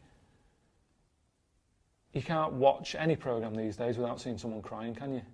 No matter what it is, whether it's a DIY programme, just any programme. If you see a promo for a film, a TV programme, there's always a clip of someone crying, because we like to see people crying, so that's why we put it on the cover. We love a crier. That used to be a saying, didn't it, that people like a trier? It's not. It's people like a crier now. That's what you've got to do to get attention. Strike. Cry your eyes out. People, it shows us, I suppose it shows a weakness, and people like to see a weakness in people. Like Andy Murray, innit? That tennis player, everybody hated him. Oh, he's miserable. As soon as he started crying because he lost, oh, I'll try my best. Everyone loved him. Country suddenly, they went from not liking him to loving him. So that's what I'm trying to do there. I'm not really crying, but it might con a few people going, oh, he has got a heart. He does get upset. This guy in LA who's done a lot of stuff to his body, that's a result of a lot of plastic surgery and liposuction and... 120 procedures. Yeah. About what did he say? It's about $150,000 worth of work. I'm quite impressed with the fact that you don't care. You're happy to stand there posing with your top off. And let's face it, you haven't got the best body known to man. It's not a bad one. No, it's fine. It works. Yeah. But I understand that any women watching this wouldn't go, oh, look at him. But that's the reality, isn't it? That's what most people look like. Yeah, absolutely, yeah. So I don't know what's happened where they think that's normal on the left. All that, all them bits, they're all implants he's got. The bits in his pecs, on the back of his arms, he's had stuff put in there. Yeah. And I was like, that can't be comfy. No. Have you sort of laid on Brighton Beach? Yeah. It's Pebbly Beach, isn't it? Yeah, I used to live in Brighton. Yeah. And it's not nice, is it, No, really? It's no, bumpy it's annoying, and that. yeah. And that's what I imagine it would be like for him to lie down at night, because he's not lying on his own bits. Right, it's yeah. all lumps of stuff. But honestly, the lengths people go to, he was telling me about how people have the ball sack. Yes. The testicle. Backsack and crap. Not just that anymore. Oh, what do they have now? Ironed. Oh, what? Oh, really? They have the things ironed because of the creases. Oh, God. They don't want creases in it. It's just like, what? I mean, So they when want I said to him, a smooth Yes. ball sack. and again, I was saying they're not, lines on your face. It's about expression. It's about showing feeling. I don't know why your testicle. What's the proper word for it? Scrotal sack, maybe? Is it Something like that, yeah. the scrotal It's your sac? scrotum, isn't it? Your scrotum. Yeah. It's It's got wrinkly, lines yeah. on it. Yeah, what's that? I mean, they're not worry lines, are they? No. I don't know what they're there for. I suppose it's to give it a bit of movement. But at the end of the day, they've been like that for thousands, millions of years or whatever. Don't worry about it. So in the final chapter on death, you go to Accra, is that right? And you kind of... Accra in Ghana, Accra. yeah. And this woman's died, this kind of local figure. Over there, death is like the biggest bit of your life. It's almost like you spend more money on your funeral than anything else in your life, more than your wedding, more than you sending your kids to school and everything. That's what life's about, having a brilliant send-off. And it's healthier to have that attitude, I think. And I don't know. I mean, I think I am pretty good knowing that, I know that I'm going to die, and I'm pretty good at accepting it. And for me, that's what makes life good, really, knowing that it's going to end. When I was a kid, Pac-Man was a massive game. Kids watching this, they'll go, what's Pac-Man? But it's a game in it where there's a man eating like that. And it makes its way around a maze eating. In fact, here's a little... This is interesting. Oh, yeah. Can you remember the noise of Pac-Man as it's going round? I don't think I can, no, go on. Put your finger in your ear and push it in and out. Oh, yeah. That's the Very good. noise. Oh, yeah, you're right. That's what it's based on, I think. Is it? Yeah. That's brilliant. But anyway, so Pac-Man is just being chased about by ghosts, and you've got to run away from the ghost, haven't you? And, that's kind of his life. And you get 3 lives. But when I was a kid, I typed in a code. Oh, yeah, yeah. That meant I'd have everlasting lives. Yeah. And even then, I remember I played it for, 45 minutes before I got bored of endless amount of lives. But that was a point, I think, when it made me realise that living forever isn't all that. Because for Pac-Man, I think his most happiest time was when the game was over. It wasn't being chased anymore. His whole life was spent being chased, a bit like lives are for us in a way, and it's always someone mithering you for something, and he got in the corner and he had that tablet, and that made him happy for, a few seconds. And again, that's like human life, innit? You might sort of have a holiday or something, and that lasts a week, and then it runs out, and then you're back to being chased about. And it was that fact that, he was lasting forever. I worked it out then. So if you could have a cheat code For where life, you don't could, for do it. life. Alright, this is Yak. Hope you're enjoying this compilation.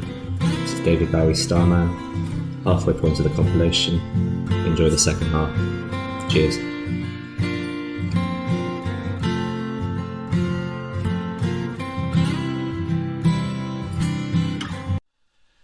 Just before all this lockdown kicked off, I saw him on, I think it was like the 10th of March or 11th of March or something. And then here we are, 5.5 weeks on. I haven't really left the house since. But it was good. He's in his 70s now, and yet he still sounds as good as he did back then. And as smart. He's always been one of them blokes who's been able to wear a suit, you know what I mean? And he don't look awkward in it. Which is something I've never been able to do. I just can't. I don't know what it is. I don't know what happens to me, but do you know, like when you balance something on a cat and it doesn't like it, you just put like a little bit of a shoelace on its head or something, it holds itself odd and it doesn't quite understand what's going on. I'm like that when I wear a suit. I just feel, I just hold myself oddly. But, and it's funny actually, because Suzanne's been talking to an old mate of hers who she went to uni with. That's what's been going on, hasn't it, really, during this lockdown? People coming out of the woodwork and getting in touch with you and that. I suppose it's a good thing, but I suppose people have more time on their hands to catch up with people when normally they're busy and all that. But the last time Suzanne saw her, I think, was at a wedding, like 17 years ago. And a memory of me at that wedding is I was the only bloke wearing combat pants to a wedding. So I've never been able to wear a suit. I'd rather look odd and stand out wearing something comfortable than trying to fit in and not being comfortable. It's pointless. Which animal is the happiest of all animals? It changes every day. Like, because it's been raining a lot, I've been seeing snails, and are they happy? They sort of seem just the way they, I don't know, they just mooch about slowly, not in a rush. I think that's the key to happiness, isn't it? Not rushing about. Snails don't rush about, and they're really free. I suppose that's the thing that also brings happiness, isn't it? That sense of freedom. The way they can just go up a wall, and if they get tired, they can just stop. They've got their house on the back. They can just sort of camp there for a bit. And I think that's there's something in that. They don't need loads of people around them. I've always said, like, with slugs, they're normally sort of on their own. Whereas a snail, if you find a snail, there's normally another one close by, but they're never really close. And I think that's good. That's how I like to treat my family in a way. It's like, it's nice to know they're there, but don't keep coming. Don't keep visiting. I can see you there if I need you, but you're not hassling me. And that's what snails are like. You look at a wall when it's been raining, there's always a snail going up it, and you don't have to look far, there's another one.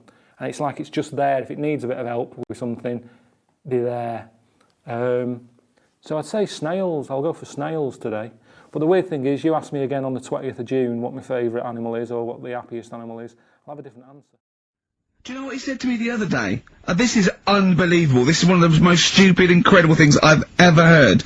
He was talking, and he suddenly stopped, and he was thinking about it, and he went, oh, I went, what? He went, you'd never see a black ghost. Extraordinary.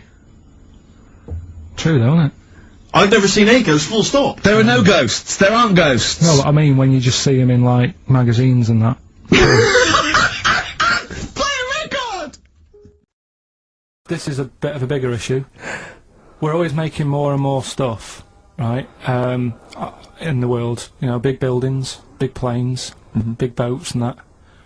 Will we ever get to a point where all this is too heavy for the world to handle? Right, what error has he made there, Steve? What physical, scientific error has he made there with that question? I can't begin to explain it. Karl, we're not getting the rocks from other planets. It's already here.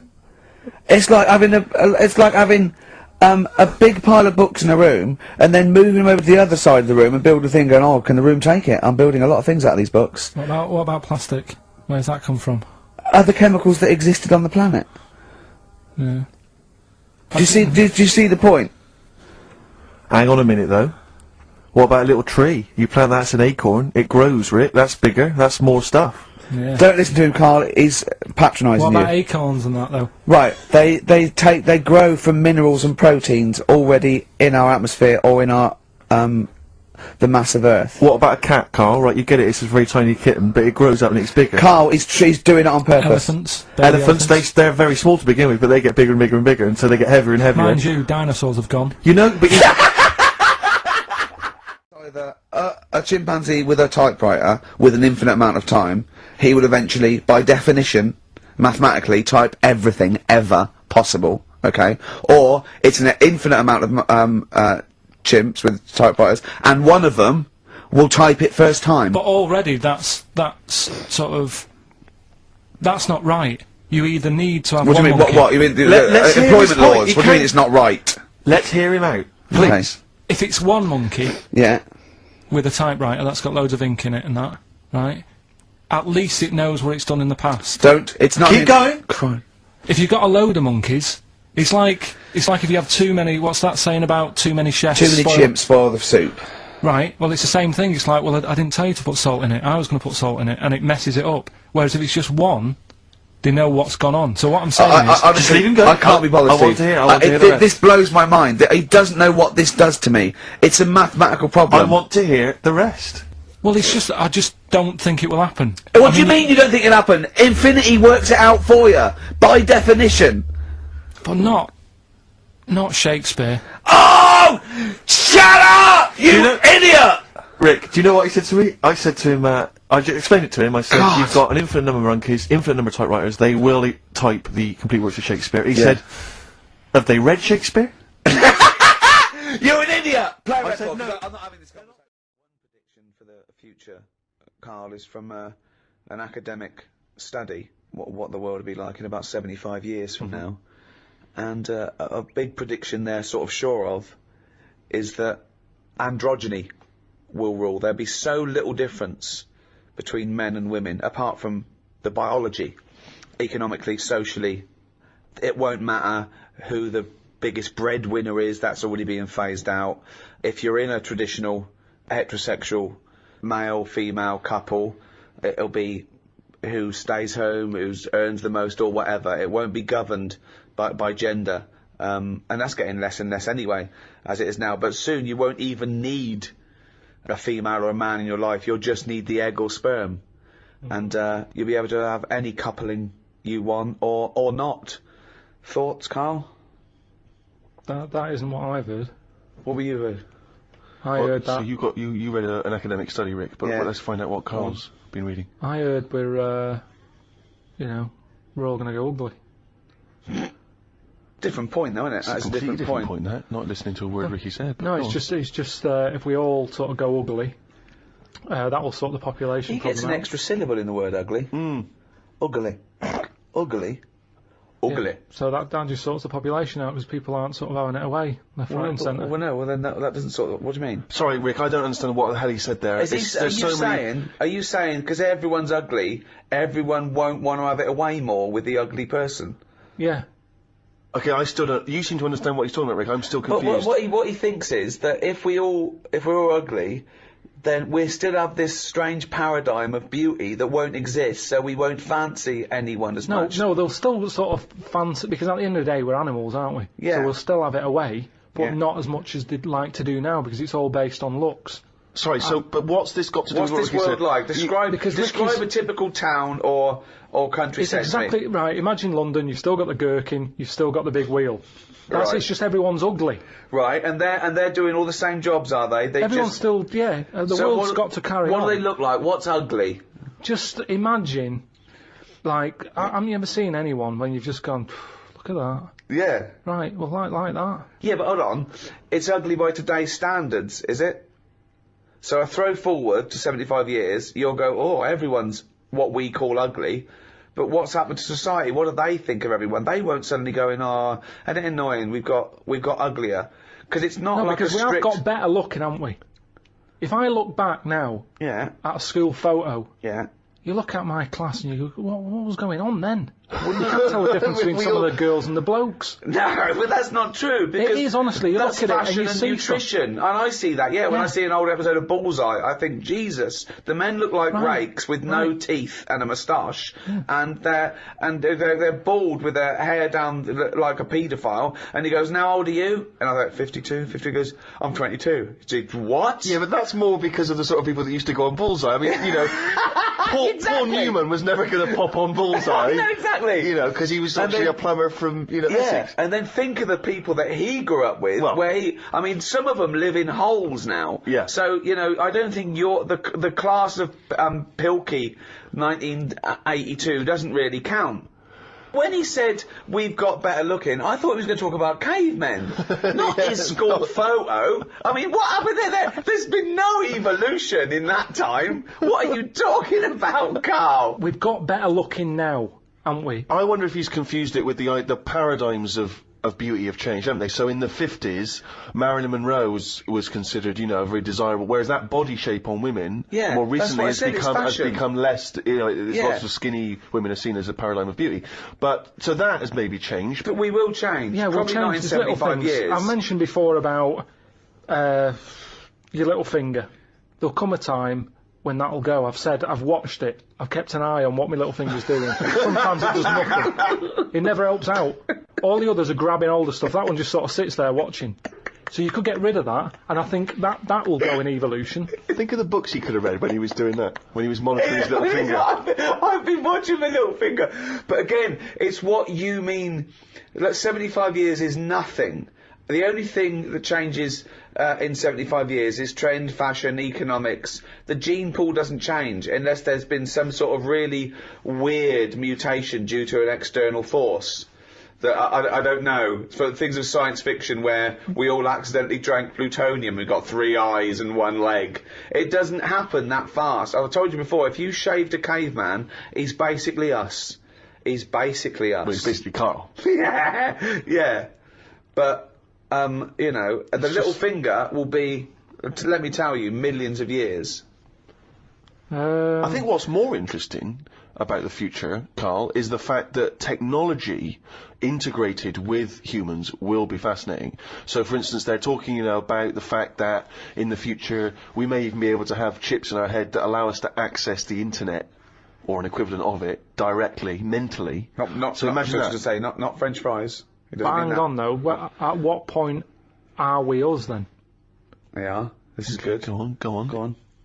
No, because if I can go on the internet at any time, then that's going to know more than me. What does that mean? Okay. When I don't know an answer to something now, which is a lot of stuff. Really? Go on. You watch University Challenge, Yeah. and the stuff them kids on that know.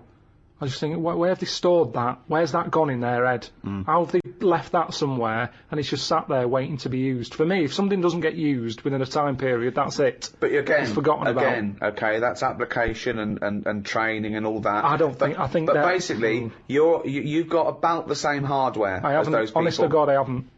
I know I haven't. Your brain capacity is It's not the same as theirs. It's not the same. Well, you might not be what's considered as academically intelligent as them, but again, an awful lot of it is, you know, nurture more than nature. Your brain's good. Your brain is up there. Don't worry about that. Well, it isn't. But listen, so what I'm saying is, if I want to know the answer to something, I go on the internet. Yeah. Right. Now, if I've got a chip in my head with Google on it, Yeah. I'm never going to use my head. I'll just be forever on Google. I'm never going to use my head! Well, I'm not, because what's the your point? head is, though? Because I'm going to get it wrong. The chances are I'll get it wrong, so divert that. It's like saying... No, you can't bypass the brain straight to Google. When you're having a chat socially, it's not like they're going, all right, Karl, how are you? And you're not there. You're asleep and Google's talking. I think you'll find that they're... No, only Do you want to see naked ladies? Come this way. No, only for questions, though, that I don't know. But what I'm saying is, because I don't know a lot of the answers, I'll just say, forget it, leave it connected to Google. no. So then I'm not me anymore. Well, what are you doing? Where's you gone? I'm looking at Google. So it is you. No, but what Steve just said is, we'll have a chip in our head Right. that can access the internet. Right. So why bother But using my you're own still knowledge? the go-between. You, Karl, are the go-between between the internet and whatever your But you mouth can't says. beat the internet. Yes, You but can't, you're it the knows everything. No, you're accessing the information like it was part of your brain capacity, but you're still processing and using that information. But hold on, where does Google get the information from in the first place? Someone on one of them bright people on University a Challenge has human put it being. on. Yeah, a human being. So, but I'm going to get lazier. I don't watch the University Challenge and go, I want to be like them. I'm going to start reading books. I've accepted I'm never going to be like them. I can't play along. All I tend to do is I say to Suzanne, right, so every question now, I'm going to have egg as the answer. And I'm hoping that one day... What an amazing game! What an amazing intellectual pursuit that is! What a lucky lady. What does Suzanne say to that? Well, she just sees if it works. She just plays along, and then I'm saying, oh, it might be this one or whatever. I love that, because I remember once, it was about 5 years ago, Karl and Suzanne were round near Christmas, and me and Jane were there. We were playing different parlour games, like charades and that. And then one game, you have to do that thing where you have to beat, and you have to do animals, and you have to go, first one is A, then B. So you say aardvark, next one goes beaver, next one goes cat. It came to Karl, he panicked, and he went egg. And he was on egg. So you're sat there watching University Challenge, and on a good night, it's, you know, well-known jeweller Fabergé is well known for his jewel-encrusted egg. Humpty Dumpty is commonly pictured as a living egg. Sometimes getting extraordinary. If you keep saying the same thing, eventually, it's like a broken watch. Karl It's always Pilkington's head right, looks innit? like hay. Yeah. I've just got more chance of getting it right. Sure. But also, he told me when he plays University Challenge, he said he's given up ever trying to get an answer. So now he tries to guess who's going to answer the question. Another great game. Suzanne's roped in on. Unbelievable. How'd you do with that?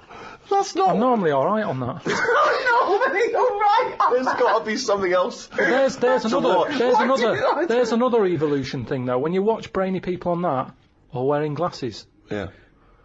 what does that tell you? We are reading too much.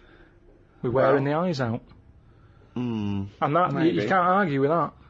Because the evidence is you there. can. Most people on University Challenge, which is a quiz show if people don't have that in the country, it's the brainiest quiz of all time, and to be honest, I don't know why they don't go on Who Wants to Be a Millionaire or something, because they'll get a better prize than what do they win on University Challenge? Because they'll be stitched up by a question of who's in Hollyoaks. It will be the yeah. But that's the snobbery as well. It'll be what character does Andy Lincoln play in this life, and they won't get it, and you'll go egg, and you'll be correct.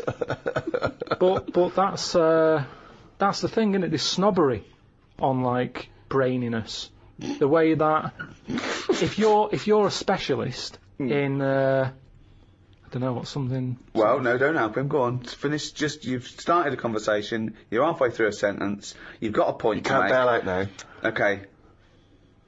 Say if you're a specialist in Go on. Latin tattoos. Latin tattoos! Don't know what that is. What Latin tattoos?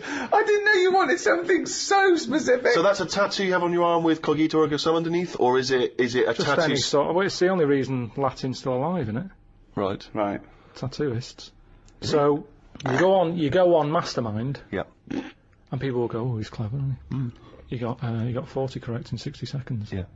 Now, if you go on and say any questions about Coronation Street between 1990 and 92, people go, "No, he's a bit of a knob," because there's a snobbery to education. Yes. Yes. There is. But a question is still a question, isn't it? Well, to a certain degree, although, yeah, that's fine. But there's no application to knowing who played Enid Sharples, whereas presumably there is something useful in. Well, not perhaps Latin tattoos, because No, not Latin none of us tattoos, understand no, exactly what no. that is. But if you have knowledge of astrophysics, obviously that's going to be, as Ricky says, it's going to take more application to become an expert on that than watching Coronation Street twice a week. But it's still information that you've had to learn. You've not learned it, have you? You've just sat down in front of the telly and it's just piped into your brain very directly and very easily and enjoyably. Let's say the people working on that microchip that one day you'll have in your brain, are they not doing something more interesting and valuable for society than the Coronation Street fella? No, because Coronation Street that fella who knows a lot about it. He's enjoying his time watching that. Oh, we're not saying he's not enjoying it. So he's enjoying it, but a brain in a jar can be enjoying it if it doesn't know it's a brain in a jar. Right. So what you asking me? But we were talking. Didn't seem a difficult point what we were saying. What I mean is, Okay, one more go. What do Right. you mean? the chip in the brain isn't part of filling your head with stuff. The journey of filling it with that stuff. What do you mean? Whereas if you had a baby, the baby pops out, it cries a bit. They go, right, what do you want your baby to be interested in? And you say, I want it to be a plumber. You go, right, when it's 2, we're going to stick a plumber chip in its head. Right. Yeah. It's not right, is it? No. No. I don't know why you chose plumber, either. Well, we still need plumbing. Yeah, I do we? know we do, but... It's odd that they would have chosen plumbing. They've got such such kind of small ambitions for their It's what his babies. granddad did, and they want the sort of the thing to go through the business. They own a plumbing business. They want the baby to carry on the business of the plumbing. They want the baby to be able to plumb. It goes on now where parents force the kids into riding horses, and you see the kid without the parents about, and you go, "Do you like horses?" And they go, "No, not really. We're being forced to get on a horse. Can't stand them." Yeah. And people would go, "That's wrong. The kid should have the freedom to decide if he wants to get on a horse or not." That's right, yeah. Well, what about this chip in the head? But you've made this up. You've made the scenario They're up. not putting chips in babies' I heads. thought you said they were. No, Well, when did I I say that? Who said that? I think Steve's right, and I don't know, I haven't read it, but I imagine he's saying it's the next step in convenience with technology and an interface between a human and a research tool or fun. You know, computers went from being the size of a room to a thing you can wear on your watch. So the next step may be, you won't forget your palm top, you won't forget your iPod, you won't forget your laptop. It's in there, it's an interface. I know, but it makes us lazy. But you straight away thought that now that it went to some sort of weird laboratory where it's all white and there's just a doctor and everyone's in a silver suit, right? And they go, "We're removing the self. We're removing the self and putting in chip. You are now computer boy." Yeah, But I want to watch Coronation Street. Well, you won't in a few seconds. I hate Coronation Street, me. Carl, it's not a question of. It's not that Google is now Carl. It looks like Carl, but it's just spouting, little pop-ups about offers you can buy and cheap holidays here and there. He's not the man I'm married. Right, look at it like this. Jesus. Look, I see it all the time now. Go on. You go, "Where are you going?" to someone, and they go, "I'm going to Dorset." Aye. "All right, what road are you taking?" "Don't know, just pop on the sat-nav." Now, that's a start, isn't it? Okay. Let's act that out with me, okay? I'm going away for the weekend, Karl. Are you? Yeah. Where are you going? Dorset. Oh, yeah. How are you getting there? Car. All right, yeah. Well, which way are you going? Don't know. Why do you want to know? Well, just making a friendly chat. I'm interested in geography. Which way are you going? Well, I don't know really. I've got a sat nav in my car, and I'm getting there. And what do you want? What? Bit lazy, isn't it? Well, I'm not a pigeon. I don't. Have you got an A to Z?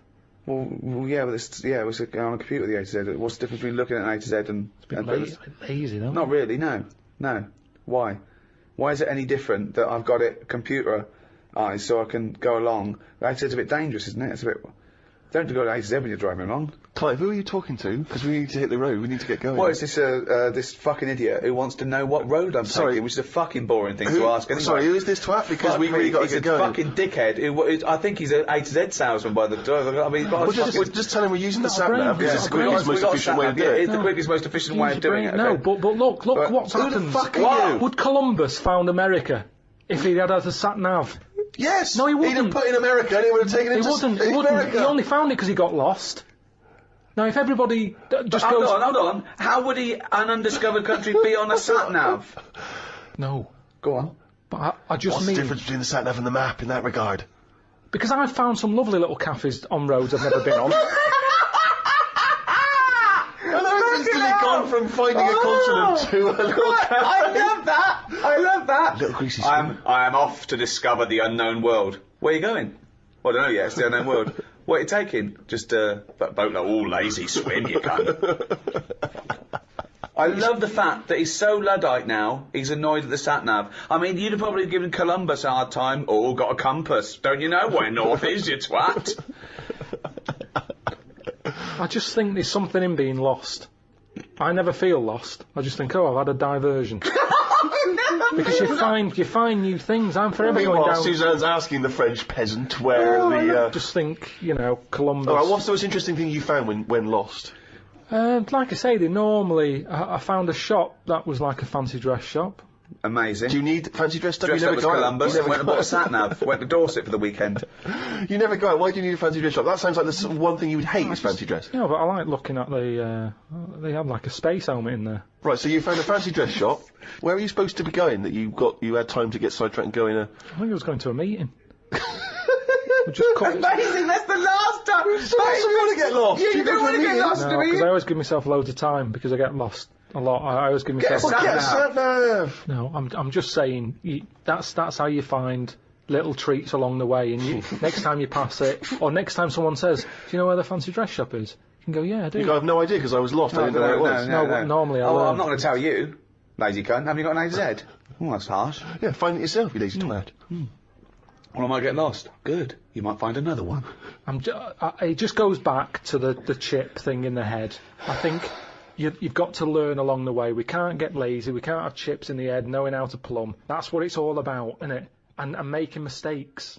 If you make a mistake, I've done some wiring, got a little shock. Won't happen again. It will. I've seen that experiment with you before. So, there we go. Karl as president. He's still confused, aren't you, Karl? Just a little bit, sort of amazed Yeah. by the body. Yeah.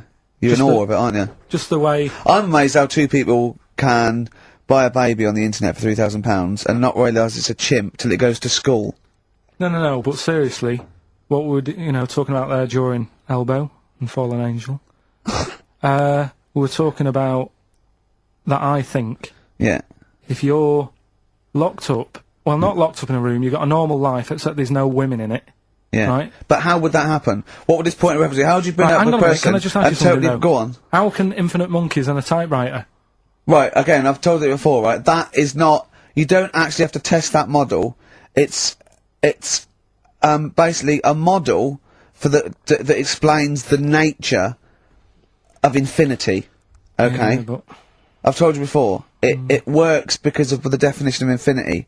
There's nowhere in the world you'll ever be able to get an infinite amount of monkeys and typewriters to But anyway, all I'm saying Yeah. is, I think if you don't know about women, would you crave for a woman, even though you don't know they're around? when you hit sort of puberty, your hormones will kick in and you'd start getting urges.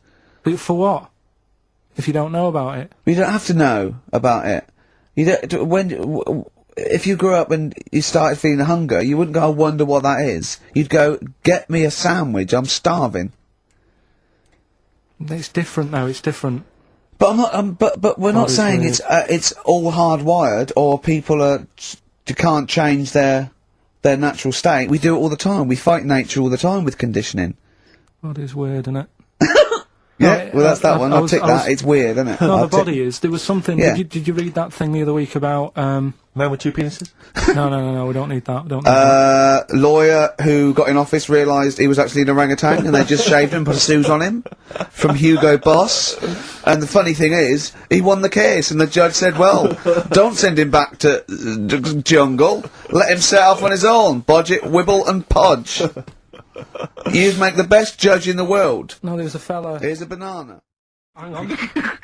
Here's something I've learnt. Remember? Go Going on. Back to like show 4 or whatever. Go on. What is it? For? The flea can jump over the London Eye.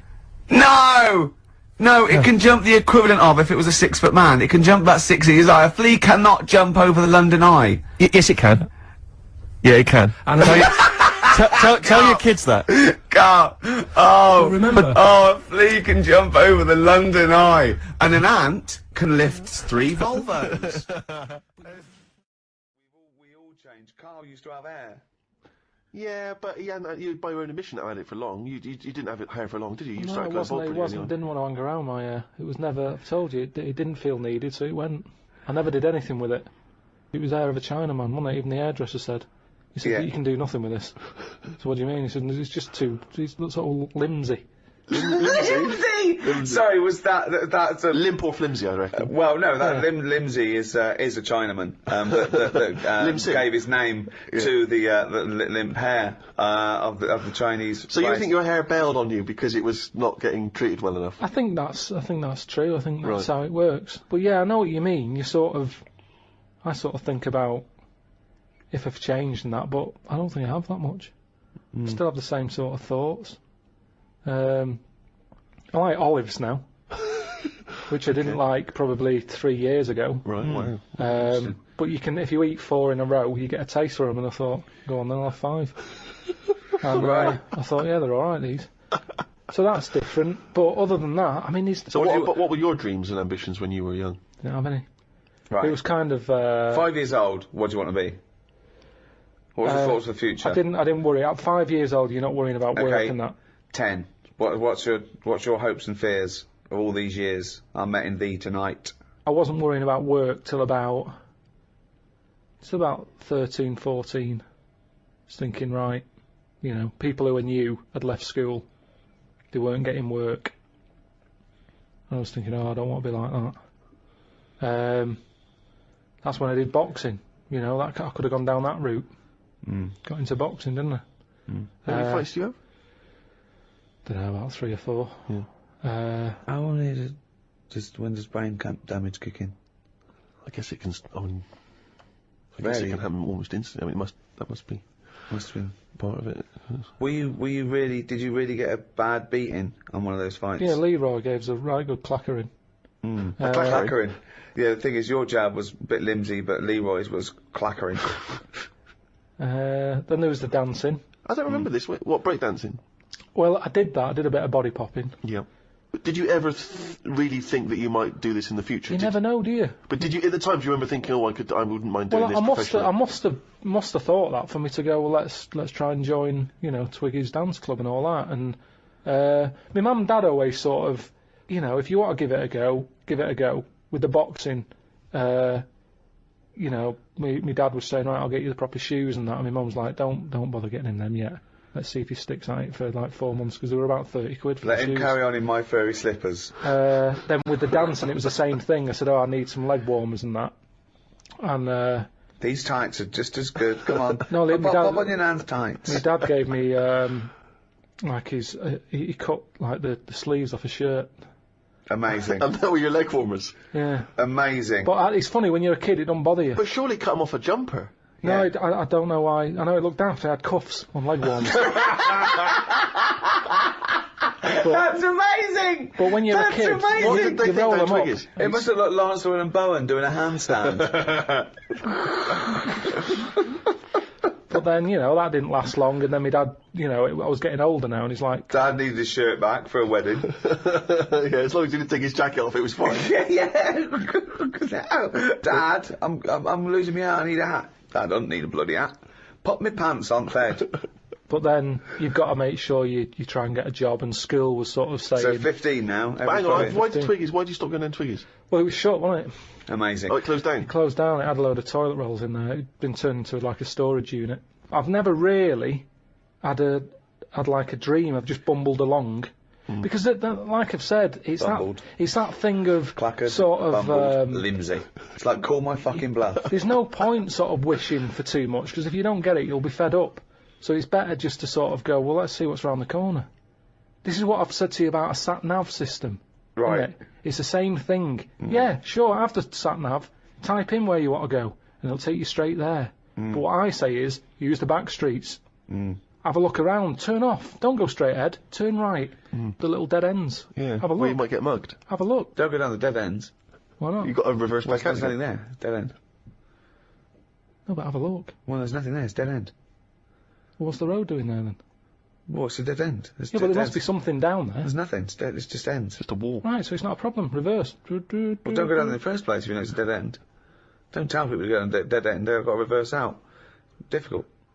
Well, I'd say just have a look. You see, that's the difference between me and you. I'd have a look down the dead It's end. dead end. No, don't worry. It's What's dead down end. there? There's nothing, mate. It's dead end. Rubbish? Just Yeah, no, rubbish? nothing. Dead Nothing end. at all? Yeah, no, put going there. Dead end. Right, so I'll go, well, I'll just have a look for myself, because I don't believe you. Okay, well, go on then. Right, I'll have a look. Yeah. Oh, look at this I've found. What have you found? Box of money that you didn't know about. All I'm saying is it could be He anything. has still got the brain of a 10-year-old, hasn't he? of money. He's still got the brain of a 10-year-old. I'm just... set your stall out. Right. So where's the store? Where are you setting the store? Not in the dead end. Dead end, 'cause there's no through traffic. thoroughfare, yeah. You want to be on This a is sort of crazy. public highway. Where are you setting the stall out? What are you selling? What are you selling? Well, this is what I'm saying to you. What are you selling I'm first? selling a mixture of stuff. What? Like what?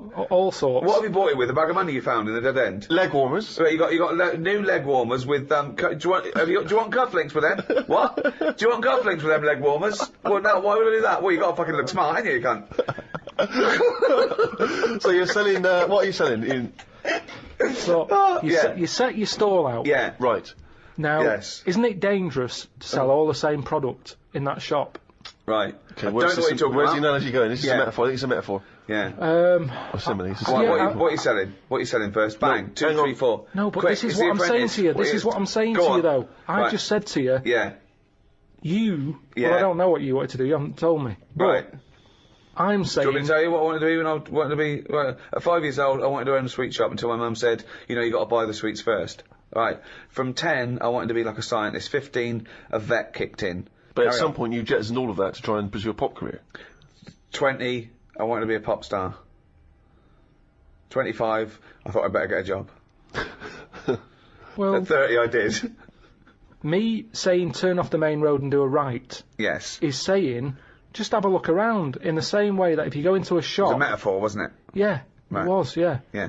In the same way that if you go into a shop, you're thinking I'm getting a quarter of bombs. Right, bombs. Bombs. But by the time you get to the counter, You're clackered. and you get some licorice all sorts instead because you thought, actually, I forgot about them. Sorry, no, this isn't a metaphor, is it? This is a real shop now, isn't it? I just mean you're gonna be let down. You're gonna be very, very disappointed with life if you know, But I haven't been disappointed with that. If what? If what?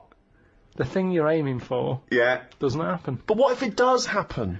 I'd like to take issue with this, because there's a lot of young people who listen to our podcasts, and if they listen to this tripe, that if you try for something in life it won't happen, so don't bother, I think it's a bloody disgrace. No. Imagine if Leona Lewis had thought that when she went on the bloody X Factor. She wouldn't have got punched by that bloke in that... Alright, that doesn't make sense. But you know what I mean, she would not be living her dreams.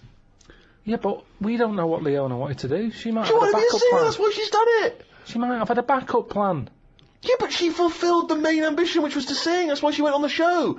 She didn't go on there because she thought I might want to work down a branch of Waterstones. You think she went in there and said, quarter bombs? She went, oh, this is X Factor, but she went, oh, go on then. Well, I was saying. But what about the girl who looked like a fat baby?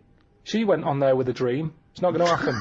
Oh, yeah! But the point is, I'm not saying you all have to go on the X Factor if you're a hopeless idiot. I'm saying if you've got a little bit of talent and you pursue it, it might take you somewhere. If you want to be a vet or a doctor or pop star, you might have a chance. You may as well Yeah. have a stab for it than say, oh, it's alright, I'll just sit around in my underpants. Yeah, they're doing a new one, the X-ray Factor, where you can actually, you know, become a top radiologist. But I've said this for an idea. I think Go on. they should do that. Because how many singers do we need in the world? You see, that's the thing. We're talking Yeah. about the future. Yeah. I think we're not going to talk anymore. I think it's going to be like living in an opera. The way Yeah. things are going on now, everyone wants to sing. Yeah. Whereas, if you did a TV programme to try and get a doctor, you know... X-ray Factor. You know, it's Yeah. all about, you know, getting in young kids, do live surgery. You know, there's big queues anyway. People are queuing up to have operations done. Yeah. So you say, look, Hilda, you have got a problem with your left bunion. You can either wait for your proper doctor and hospital, but it's going to be a 2-year waiting list. Or you can have Jedward do it are for you you. free Saturday night, live? Because we've got two 17-year-olds who are going to do it. Hilda! She comes out. They sort little voice. I've never heard him do a little voice before. So hang on, wait, okay, okay. So this is what is this? This is a talent show where people can have a go at being a doctor. Right? Well, this They is need- like something from the Middle Ages. But they need volunteers who would rather have an apprentice, someone have a go.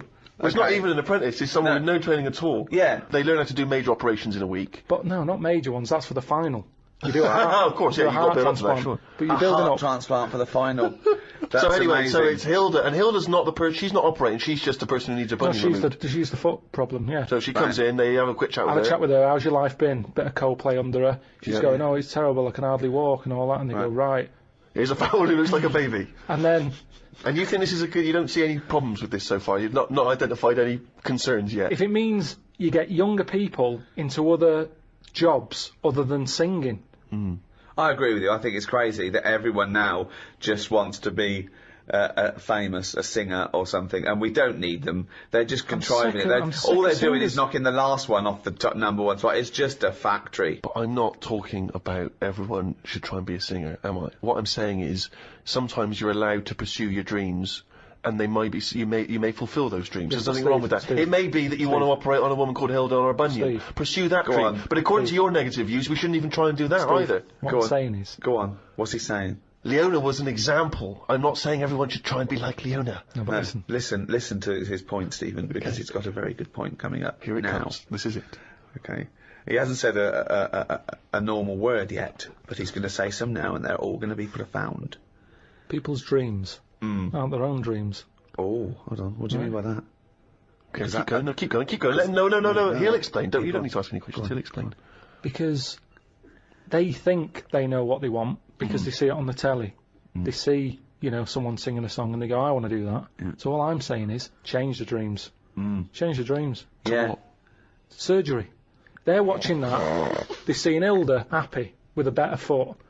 The doctor's getting all the praise. They go, I want a bit of that action. That's what it's about. They don't want to be singers. They want to be known. They want to be famous. Yeah. So, fine, have a bit of fame, but do some good. Fix Hilda's foot. Sorry, was that the end of the point? Yeah, because all we've done, we've changed the dreams. Dreams are... Well, you've hit on a good point there, because what is astounding is that when people are inundated with praise for people who are just clothes horses. They are just skinny nobodies who don't do anything except have their picture taken, and they're role models for, I'm not talking about, anyone in particular, but it's just these people who, want to be seen with other celebrities and marry celebrities and be a celebrity. People think that's an easy life because they're getting rewarded for it. And yet, someone who's stuck in a laboratory trying to come up with a cure for AIDS, they don't know or care about them. And okay, can I just point out though that if we're going to have a go at people being successful, making money, and being well known for doing nothing of any value, I point you to the man sat opposite me here. And that's, I tell you, there's times when I, lie awake at night thinking, what was my dreams? Yeah, but I'd love to be a little I've got doctor. a new boy there. hold on, And 2 houses. I'd love to be a little doctor.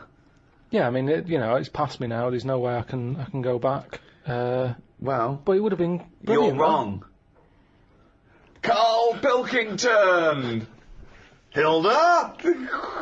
What is it? What now, Hilda? What's up with you? I've got terrible piles. There's some sort of blockage up there. I haven't gone to the I haven't gone to the toilet for a week. Well, Karl, can you unblock Hilda's arse? Now live, unblocking Hilda's arse. Karl Pilkington. I thought she had bad feet. No, Jedward fixed her feet. There's a lovely job. That's why they stayed in last week. Her arse is worse than her feet. It's because she's been off her feet for so long, because she couldn't walk. Her arse took the brunt of it, and it's just terrible. Piles have burst, and it's blocked up there where all she just eats is cheese because she's so depressed. I'd probably knock it on the head there. Why? I'd just say, like going back to the street thing, I've gone down the wrong avenue. I go, this isn't for me. I didn't know I'd be, eye to eye with this. It's not for me, and that's how you find out that it's not for you, by doing it. Right. But at least I gave it a go. So this the same as you had one fight with Leroy, you went along to a dance studio that was shut, you've seen Hilda's arse, and it's turned you off proctology. Once again, you've just abandoned it. Yeah, well, there's Have no point. Have a go. Just feel inside Hilda's back passage. Feel the blockage. Right. No, because the audience have already decided. They've seen a weakness in me. They're going to vote me out. No, There's no point me getting dirty fingers for this.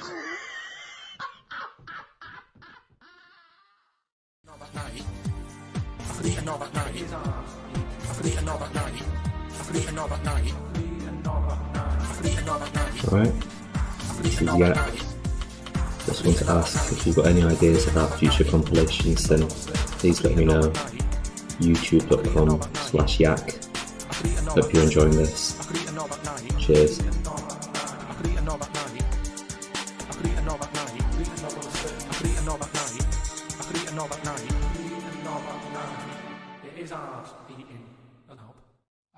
I don't know what it is these days with people making things complicated. I watched, in the name of it's Cloud Atlas. Have you seen that film? Jesus. Don't know what's going on. You have to take notes whilst you're watching it. There's nothing relaxing about watching it. I think we've got more intelligent, but we're just making our lives more difficult. Years ago, people were quite happy watching a black and white film with no speaking. You know, it was all like silent movies. Dead easy to follow. Now, you watch Cloud Atlas, tell me you know what's going on. I watched it all because you kind of think, well, it might all make sense in a minute. About 2 hours long, I didn't have a clue by the end. I don't know what had just gone on. Whereas this, nice easy read, no big words in it. I write the way I speak, which is, I think that's the way it should be. So you know it's coming from me. Yeah, that's it. That's all I can tell you. I mean, maybe I'd murder a person. You know, just see, you know, I don't know, but I think I'd probably go mental. Because I've always been a very reserved person, you know, I've never got into a fight, I've never caused a rumpus. Yeah, but that's a worrying thought, because we don't have to have the end of the world for it to be the end of your world, because a lot of people know that they're terminally ill, so they don't go around smashing up bars and killing people. But I suppose I know there'll be no repercussions ultimately, because They're gonna the die next day anyway. everyone's gone, so Yeah, there's not going to be mourning families. But then how dare you deprive that person of his last 8 hours or 10 hours of life? I don't care, because it's the last day on Earth. Well, so that's true. I know the moral guilt that I'll feel is over in a few hours. Morality isn't relative just to repercussion, is it? Because no, but you the point you is can do things without repercussion. But often people say, you know, what would you do if you never got caught, or would you do it if, you know, there is repercussions for that person, as grave as they might be. Just because you feel that it's no big deal either way, that they're only going to live another 8 hours, they might feel differently. And you're saying, well, you won't care because you won't be around. But then, why do people care about their loved ones when they won't be around? Why do people get a will ready? Because my point is that they know that those people will continue to live for an indeterminate amount of time. So you do care about the other person's Of course I feelings, do. then? Oh, no, of course I do. But my point is, knowing that everyone is going to be wiped off the face of the earth the following day, all those repercussions are no longer quite the same. I'd find it hard to divorce myself from my morality that's ingrained just because it doesn't matter anymore. Yeah, but I mean, I honestly, to me, it seems that we're approaching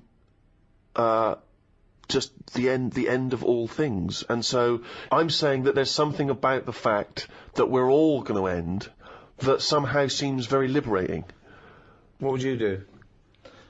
I've always wanted to kick a duck up the arse. Do you know Anne Frank? That's all I know about Anne is. There's no point pretending here. Anne! That I know stuff. Yeah. Right, Well, tell us everything you know about Anne Frank. she was in a cupboard. Yeah, what else? If she didn't do that, I wouldn't know about her, seriously. That's all I know about her. Yeah. So what did she do? But how do you think we know about that? We know about her cupboard because of her book, don't we? But hang on, what, in the bigger scheme of things, why was she in a cupboard? I don't know. Right. I honestly don't know. You don't know anything else about Anne Frank beyond the fact that, to quote you, she was in a cupboard. Well, what's she done then? You tell me, why should I know more about her? Firstly, I don't think she was in a cupboard. She wasn't in a cupboard. She was in an attic. Alright. Yeah. So what was she doing? She was hiding from the Tidying Nazis. She was hiding from the Nazis. But isn't that the first place they'd look? Sort of work from the top down. Carl, they weren't specifically looking for Anne Frank. They weren't going, where is she? Where's Franker? If she gets that book out, we are in the deep shit. We've got to stop the book. Imagine, oh God. But Just anyway. imagine if he was in charge. We did put him in charge of the country. Terrifying. Wouldn't that be amazing? Let him run the country. Just for a week. Or the mayor. What would you do if you were the president or the Lord Mayor of London or the Prime Minister Carl. I wouldn't do it like he's going to be offered it. It's a hypothetical question, Karl.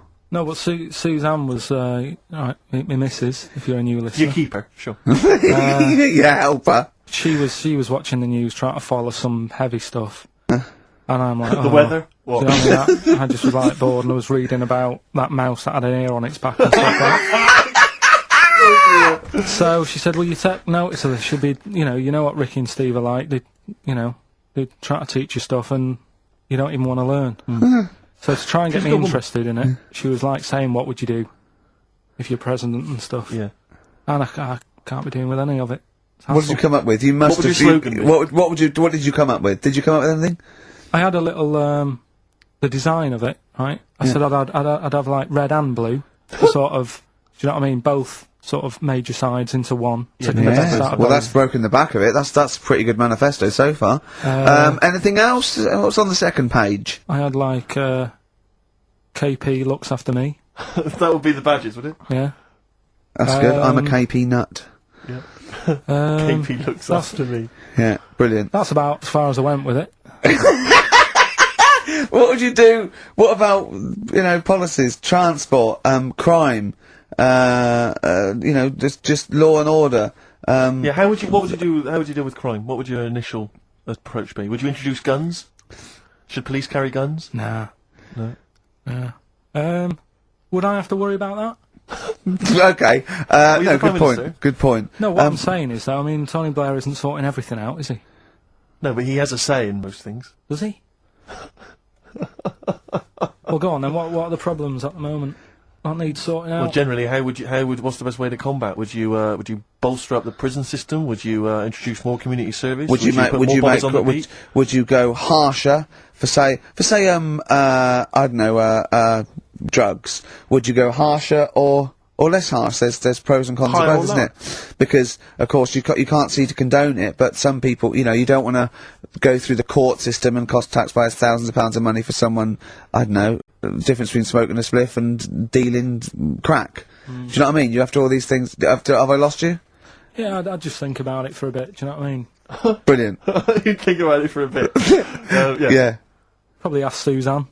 Do you know what I mean? This is amazing. Get her help on it.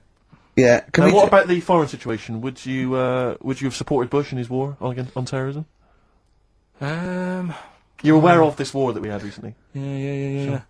I mean, if I was new, though, couldn't I just say, look, new slate. Do you know what I mean? Let's start again. Yeah. Right. Of course you can. I'm in charge now. Let's see if we can sort this out. What would you do then? Then see what happens. Just leave Brilliant. it. Just leave it. Suck it and see. Brilliant. Brilliant. This is excellent. Now, this is not really your jurisdiction. This is not really your area, but I imagine you'd have some powerful friends who might have a say in it. Go on. Yeah. Would you? What would you do about single-sex marriages, same-sex marriages? See, this got this Cameron. I thought Cameron had blown it on Big Brother because they said, what do you think about gay fellas getting married? And he went, no, in the Bible it says, a man and a woman. And I thought, oh, he's put off a lot of. Yeah. I don't think many Christians tune into Big Brother, but we know the gays love it. Yeah. They love Big Brother, don't they? The gays. Yeah, so interesting. But So, what would your take be on that? Same-sex marriages. And then what? Having a kid? Well, just let's start off with, Well, that's all right, isn't it? Do you know what I mean? Just let them get on with it. It's Sure. not affecting anyone else, Sure. Yeah. Sure. right? But it starts getting tricky Right. when you get a kid. Okay. Go on, why? Well, it's just tricky, innit? Do you know what I mean? Well, yeah, you could be right. I'm not giving any. I mean, we're not. There's no right or wrong It's answer. alright if you were if you lived in the jungle, right, with no one else, Yeah. right, and you just had these two fellas, right, Yeah. looking after you, but because you got no one else looking in on that, saying, "Oh, you're a bit weird, aren't you?" Do you know what I mean? But Right. as soon as you come So, to, why have they got married? Do you think that gay people turned to a bloke because they couldn't get a woman? If there's two fellas go away and they're in the jungle, they go, we're definitely not going to find a woman here. We might as well bum. That's not how homosexuality starts. People don't. it makes you wonder. If, No, it does make you wonder. Gays don't go, well, I'll tell you what, I haven't seen a woman I fancy yet, I'll try a bit of knob. No. But what I'm saying is, right, if you're brought up in like a little jungle, right, Yeah. you How are you brought up? someone just puts you there. I don't know what. Explain. I don't know what Can't be this is about. bothered, Steve. I can't be bothered. Go running on, the mate. I'm country. listening. I'm fascinated. I can't be bothered running the country. Like, I'm too much trouble for you. KP takes care of me. All right, then, Yeah, fair yeah, enough. What okay. I'm saying is, right, if you're brought up in a jungle, Yeah. Right. right, What do you mean brought up? Just let him finish. What does he mean You brought- understand brought what up, he though? means? Like Tarzan. You've got to tell me what you mean by brought up. Wolves, chimps. What? Right, well, there's a good example of what I'm saying to you. Right. Right, what I'm saying is, there's a fella, right, he's brought up in the jungle. Shut up. Just let him finish. Let him finish. There's no women about, he doesn't know about women, he doesn't understand what women are, Right. right? But another fella walks in the scene, Yeah. and he gets pally with him. What does he talk about? Then they've both got needs. This scenario is ridiculous. How has he lived? Or do you know what's his reference points? I can't be bothered with this.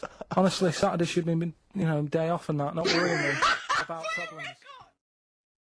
Milestones in human evolution, the opposable, the forward-facing eyes, the upright. These are massive things in taking us out of the animal kingdom. And one day, Karl, you'll walk upright. But what do you mean about eyes facing forward? You mean before we got here, there was people whose eyes were looking in their head? I don't understand. Is that what you mean? No, because when we got sort of binocular vision. Is that the answer? Yeah, just cavemen in front of dinosaurs and that. They sort of went, oh, and then. Well, it wasn't cavemen in front of dinosaurs, was it? Because cavemen weren't alive when dinosaurs were alive. There was a couple knocking about. Right. Okay. Fair enough. There was a crossover point, surely. Not dinosaurs like 15 million. Was the probably the Ice Age. There were still big reptiles. I think it's fairly common knowledge that the dinosaurs did not exist. Well, who gave the dinosaurs a name? Well, no. Well, no. Karl, now tell me back now. What are the Amish?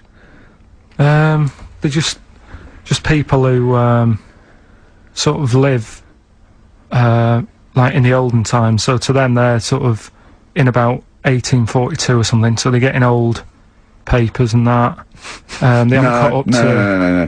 They don't have telly. They don't deny the 20th century has happened. They just don't want to be part of it. They look up and they see planes and they know what they are, and they go into the town and they see it in the window of Dixon's, a telly. They just don't want to be part of it. No, they're still living. They are still living like it's that's what I mean. Yeah, but they don't. They know about everything else. They just don't want to be part of it because they think that the sort of the revolution was a bad thing. They think that society became more and more depraved, and they wanted to go away from it, and they want to go back to old values, and they think they don't need TV and jets and that way of life. They can survive in the old way because the old way was better. Missing out on Live 8. Yeah, but they haven't had Band-Aid yet. Yeah, I think this is the problem that Karl had. He in his mind, they were just a bit delayed, so that in his head they were slowly moving towards the 20th century. They wouldn't be able to watch most of these bands, all their electric guitar. They'd be allowed to watch Tracy Chapman. Yeah. Doing an acoustic set. Yeah. Between the bands. Yeah. That'll be alright. But no, in Karl's mind, it's like if he. Although they wouldn't like Fast Car. They wouldn't like singing about that. They go, I don't know what you're talking about. Pony and Trap. You got a pony and trap. That'll be alright. But are they still? Do they still get sort of rubbish post and that saying we need your money for this, or get behind this charity? They live in a isolated community. They're farmers, aren't they? They're farmers. It's an agricultural community, and they're obviously very staunchly religious. In actual fact, it would suit you very well because you hate crowds, you hate groups of people, you don't like the modern world. Well, you'd love it down there, wouldn't you? He wouldn't like getting up at 4 o'clock to milk a cow, though, would he? Well, no, but he'd get used to it. Go back to bed, couldn't you? It's probably out. I mean, have they got anything to do with the Hare Krishna people? No, nothing at all. Because out of all the religions, that's I'm not a religious person. I don't understand. You're only saying Hare Krishna because you've got the head. That's the only reason you think it'd be. I'm halfway there. Yeah. But the thing is, out of all it, you just what was that? Money just fell out of my pocket where I'm nearly laying down. That's the danger of wearing sweatpants everywhere you go. I'm only ever lying down in a chair. No, I'm I've never been a religious type. If people want to do it, I let them do it and what have you. Good of you. But out of all of them, I want one that's not going to take over your life. I don't want one where you've got to get up 3 times a day and you've got to go and pray and that you've got to get up early. Forget that. It's getting in the way. But if it's something like, I was walking to work the other day, right, crossed Oxford Street, there's a little Hare Krishna fella there, and he sort of had, he had a leaflet and stuff, and he said, are you interested? And I said, what do you do? And he said, well, we're against getting stressed out and what have you. And he gave me a plum. They hand out food for some reason. But I sort of asked a few questions. Just the imagery. These two bald people, one of which is wearing an orange smock. Holding a plum in the middle. He hands the other one a plum. It's almost like you could imagine some kind of religious painting. Exactly, yeah. But you know, what is their sort of main thing? Because he didn't really tell me that much. He was a Japanese bloke, so I didn't know what he was saying that much. Why? He wasn't speaking English? Not very well. He wasn't the best sales bloke to send out for them, is what I'm saying. Yeah. But what's that? Are they? You're saying they're nothing like? Well, I believe Hare Krishna is a kind of as an offshoot of a sort of Buddhist faith. It is. I think they are Buddhist, aren't they? Yeah, and obviously their kind of trademark, as it were, is that they have to say. I believe they have to say Hare Krishna, Hare Krishna in a certain rhythm, in a certain order, a certain amount of times per day. That's why you see them walking down the street saying Hare Krishna, Hare Krishna, because it's actually a sort of religious chant which they're obliged to do. So you see, even if you go into the Hare Krishna faith, you may find yourself, you know, in Tesco or whatever, forced to say Hare Krishna, Hare Krishna. Perhaps out loud, not just thinking it. Yeah, no, out loud. You can put it on an iPod and you couldn't put that on an iPod. No, it doesn't count. No, I think you have to actually say it. So I guess that kind of eats into your social life a little bit.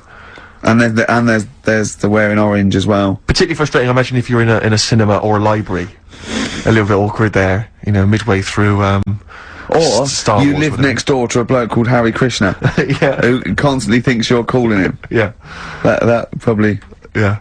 So that's in this. I mean, I don't think we've quite done the Hare Krishna faith its full service there, but so interesting to you. I mean, you got handed a plum. You've been treated well by them. Yeah, well, but he couldn't tell. I just wanted to know how much time it would take up. What are the benefits? You know, what can you do? What can't you do? Well, I think the benefits are they probably don't get stressed out. They've probably got that sort of that zen, that chi-ness about them, where they try and interact and quite meditative. Yeah. Yeah. I've got some nice trainers as well, don't they, with their orange. What are you looking for then in a faith, Karl? You say what are the benefits? I mean, obviously Catholicism, you get the communion wine and bread, so. Yeah, but I can afford that. Right. Probably just I like the Crusaders. I was forced into joining that as a kid because a mate sort of joined it, and he sort of said he'd join, and I sort of swore at him. I said, I'm not doing that. Right? Yeah. He said, right, if you don't come with me, I'll tell your mum that you just swore. So I was like, oh. So I went along, and they used to just go on the Friday when they played, you know, Sabutio and stuff. And then I went on one Sunday, and it was totally different. There was no Sabutio. There was no sort of, you know, table tennis. The thing where you hold a thing and knock things over. Skittles. There was all that on a Friday. Went on the Sunday, it was rubbish. He said, right, sit down in this room. They gave me a Bible. Thought, this looks too heavy, this is too big, I'm not interested in this book. And I never went again. I used to hide on a Sunday when they came round. And that's been the only sort of... why did it suddenly turn out to have to hide on a Sunday when they're coming round? Because they wouldn't leave. Who was it? Were they adults? It was sort of a... Well, he seemed like an adult to me at the time, but he was probably about 27. Well, that is an adult. Yeah, but do you know what I mean? He seemed a lot older when I was a kid. Yeah. And he came knocking and that, and he used to say to me, Mum, I'll just tell him I'm ill or something. And he used to hang around to see if I'd eventually come out to play and that. And if I did, I think they would have grabbed me and took me there. I love the idea that for you religion has to bring with it some kind of gift. It's like, you know, join our faith and you get an alarm clock radio. It's like something like I think religion does bring a gift. Usually, it's the gift of the Lord. Well, the gift of everlasting life, isn't it? And that's the problem with it, you know. A lot of people believe in it because they think. But for Karl, right. his feeling is like that should be a given. That's safe. I'm definitely going home with eternal life. But what else can I have? Is there an iPod? You have to have a religion? Because obviously I don't have a religion. I don't miss it, and I wouldn't want one.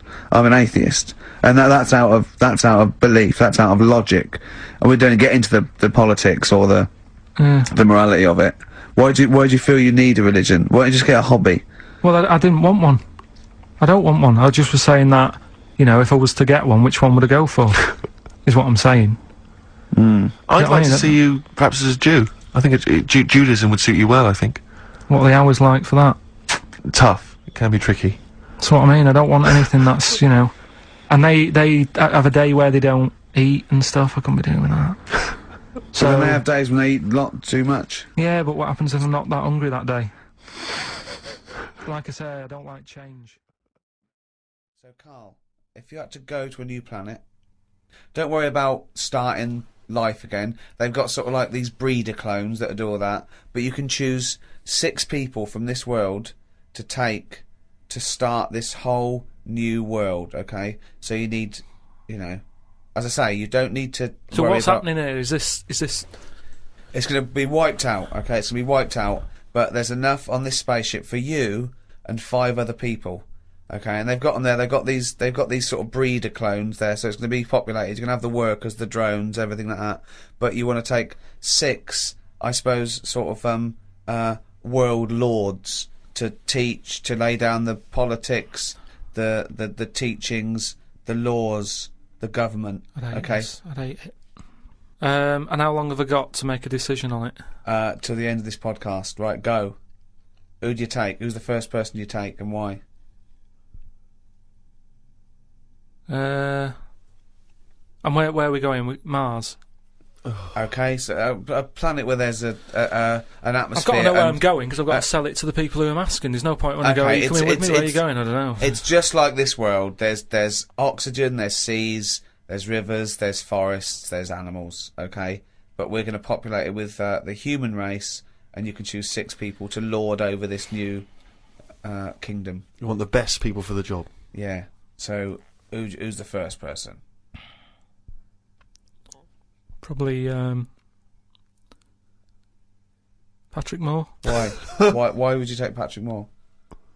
Just because he knows his way about up there, doesn't he? He'll know the way. So just have him. I think that will, whoever I pick next, if they see that he's going, they'll go, right, you know, it's going to be a long Moore's journey as on it board. is. You don't want someone who's going to be going, is it left here? Is it right? Do you know what I mean? And he could play the xylophone on the journey. But Karl, Right. is Moore the most useful person to have if you've only got 6? Because he may be very useful getting to the planet. No, but I've once always you got wanted to there, meet him as well. I've always wanted a chat, and that'd be a good chance, wouldn't it, when I'm in a rocket? How long's it taking to get to Mars? I don't know, a year. That's what I mean. No, it's so, not Mars, it's somewhere else. Okay, so it's a year to get there and then... yeah, well, that's what I mean. So it's a good chance to have a chat with him Okay. about stuff. So And I Moore- think he'd be up for it as well, to be honest. Yeah. I think you know. it's why do you think that? just because he's spent his whole life talking about what's going on up there, isn't it? And yet he's never been, and I feel sorry for him. You know, most people when they're into something, they get to go to a place, don't they? Sure. People who don't know who Patrick Moore is, he's an 80-year-old astronomer. Yeah, that's what I mean. So let him have a bit of a good life. So Moore's on board. Yeah, Patrick Moore, he's on. Right, out 5 others. 4 others now. Jamie Oliver. Why would you take Jamie Oliver? Just food and that. You need someone, because they say that like you know, you can feel down if you don't eat. He couldn't convince 8-year-olds to eat a carrot. What's he going to do in this brave new world? They're all going to be on turkey Twizzlers. I think he's got the right attitude. He wouldn't be faffing about. Remember, we've landed now on this new world. Yeah. I don't know what it's like. The people who've Listen, made me I go, love Jamie Oliver. I think he's great. Yeah. But he wouldn't be in my 5 people to start a new world. That's all I'm saying. Nor would Patrick Moore, because he knew the way. Well, what chef would you pick? I wouldn't pick a chef. Why would I pick a chef? Because you want someone who's going to, like I say, food's important. When you're low, there's nothing better. If you're a bit fed up, there's nothing better than having a good... But Karl, I don't think you've quite grasped that these people have to start civilization again. They have to be wise people who can make the laws. Yeah, and before you do all that, you need a good meal. So Jamie Oliver, that's his job. It's like when we get there, that's when he kicks in. Right. He's the first one, really, Can I who suggest gets going. Just to save 2 places on Patrick Moore and Jamie Oliver, take a map and a cookbook. Okay, who's number 3? What sort of state is this world in? Does it need... Oh, he's going to take a fucking gardener.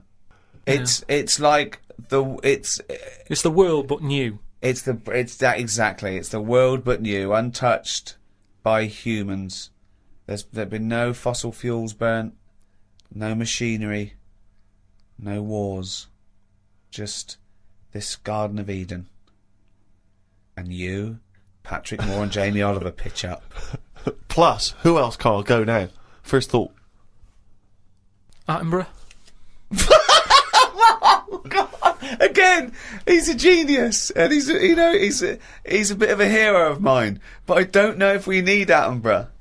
Just because I reckon if it's a new world, you're saying it's the same, but they always say, don't they, that all worlds are different. So I'd want him there, just to sort of, when we're roaming around, because we'll all stick together for a bit, won't we? When we're roaming around. Then they'll be sick of the sight of you. They go, let's lose Karl. But you've got two men so far who've got a combined age of about 150. I mean, if you're starting a brave new world, dare I say it, not going to be around very long. Shouldn't you be taking some younger, fresher blood? No, not really, because they haven't lived, have they? These have lived, and they can and they're useful, like I say. Patrick Moore's done his bit, he's got us there. Oliver has cooked us a dinner. Day 2, I reckon we'd end that on day 1 there. We'd have a dinner, we'd all have a chat. I don't think you're thinking of the future. I think you're thinking of the journey, and then the first night. Okay. So you've got David Attenborough, you've got Patrick Moore, and you've got Jamie Oliver, you've got 2 other places. I get the feeling that you're not so much recruiting people for a new world as I'm a Celebrity, Get Me Out of Here. As a dinner party with people you'd like to meet that you've seen on the telly. Oh. Come on, 2 more. I'd text someone who's a bit daft. Just so. No, you don't need to, Karl. That's covered, believe us. Yeah, no, that's what I mean, though. I don't want them having a go at me going, why are you here? I'd point the attention somewhere else. To text someone else who'd sort of wind them up. So who's that then? Paul Denan, or someone like that. It really is. I'm a celebrity. So you've got Patrick Moore, you've got David Attenborough, you've got Jamie Oliver and Paul Denan. They're starting life again. Okay then, brilliant. Oh God. Right, one more. This is amazing. It's going to be. I'd love to go back and visit this in 1,000 years. What teachings they laid down. Oh God.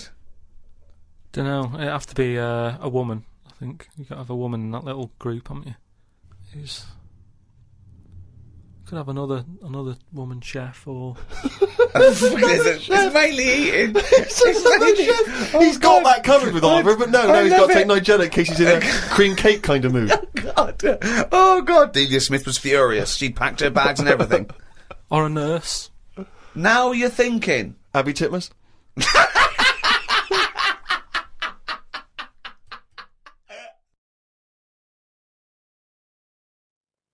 Why does romance die once you're married? And is that why you're not married? No. I don't think romance is that important. I think it's one of them things that people do because they've seen it in a film. I think that's where romance comes from. I don't think it's in the real world. You know, you sort of... what film is it? Especially in the old-fashioned films, in the old black and white ones, you get, like, blokes putting the coats out in puddles so that women can walk through them without getting their feet wet. Never do that. Mental. Don't care how much you love someone, you shouldn't go wrecking your sort of coat just because she wants them... Why is she walking through puddles? Just go round them. Mental, that. The cost of dry cleaning and everything, there's no way that... I wouldn't want... You see, if a woman expected that, I'd go, right, it's over. I suppose that's the good thing, in a way, with relationships. It's finding out what they expect from you, isn't it? That's what works. It's not about how much you love them and that, it's how much you respect each other. And if I was going out with a woman who expected me to stick my coat in every puddle she comes past, forget it. It's not happening. It doesn't matter how much we could sort of connect through the brain or what hobbies we've got. If she's taking the piss saying, pop your coat down there so I can walk through a puddle, I go, right, it's over. But it happens that, doesn't it? I've seen it in films loads of times. Well, what are you doing? If you're going to keep doing that, buy some wellies. If you want to piss about going through puddles all the time, you know, no, I'm not putting my coat down. So that's romance, really. I like the monkeys peeling potatoes. Right, that's never happened. They go and put nuts in the salt water to salt the nut. Whatever. How does that get to peeling potatoes? Because in your head, they were working in a canteen. Making chips. Yeah, definitely, yeah. It doesn't matter what the food is. I'm just saying how they know how to sort of prepare I that love food. the fact that you don't care what the fact is. When you're discussing facts, that's all that matters. Otherwise, on Mastermind, they just go, who wrote Much Ado About Nothing? Dickens? Yeah, close enough, whatever, someone did. The fact is what matters. Yeah, but with that question, that's got a straightforward answer. What I'm telling you is the way that animals work. If it's a potato or a nut, it's a foodage.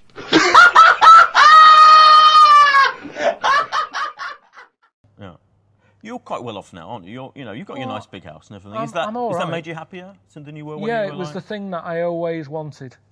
That was the main thing, a house. I'm not bothered about, I've told you, clothes aren't anything. I don't wear jewellery because it irritates me. Holidays, the last thing I want to do when I'm not working is get on a plane because I've been flying about. So really, it's always just been the house has been the main thing that I've always wanted, my space. And I'm happy with it, and I like doing work in it, and I'm happy to have people round, but I'm happy to get them out as well. I'm really house proud. Yeah. If you come round, if I ever said come round, I say, oh, can you take your shoes off? Yeah, you're one of those. Yeah. Yeah. Straight away. Shoes off. No matter who it is. Really? Yeah, the gas man, he hates it. I bet. He's like, oh, do you know how many houses I go to? And it's like, well, if that's the case, you should have those coverers. Yeah. I'm not inviting you. What's so special about your flooring that the shoes will? Because it's clean, isn't it? I've cleaned it. I've got a steaming mop. I've got one of those Vax mops. I keep it clean. Like I say, I'm house proud. And the point is, I didn't ask for the gas meter to be in the house. I didn't ask for him to come round. I'm always sending my own readings. They're always sending an email saying to give us a reading. So why is he coming round anyway? So if you're going to come round and hassle me when I didn't ask you to come round, they don't make an appointment. They just come round and go, I'm here to read your meter. Well, bring some shoe coverers. I know that your attention span on videos, people... See, there's so much on YouTube, you've probably gone already. I'm like that. I start watching something and you can see a little other video to the right of the video you're watching. You think, that looks good. I was doing it the other day, watching videos of octopuses. I was watching an octopus get out of a jar, right? Somebody shoved an octopus in a jar and it was able to sort of unscrew the lid itself and get out.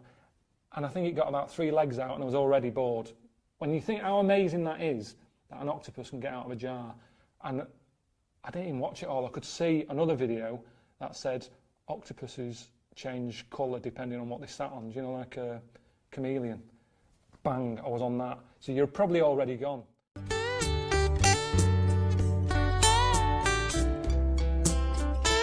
Alright, this is Yak, youtube.com/Yak. Please feel free to check out all my other compilations. Got 60 of them. Cheers.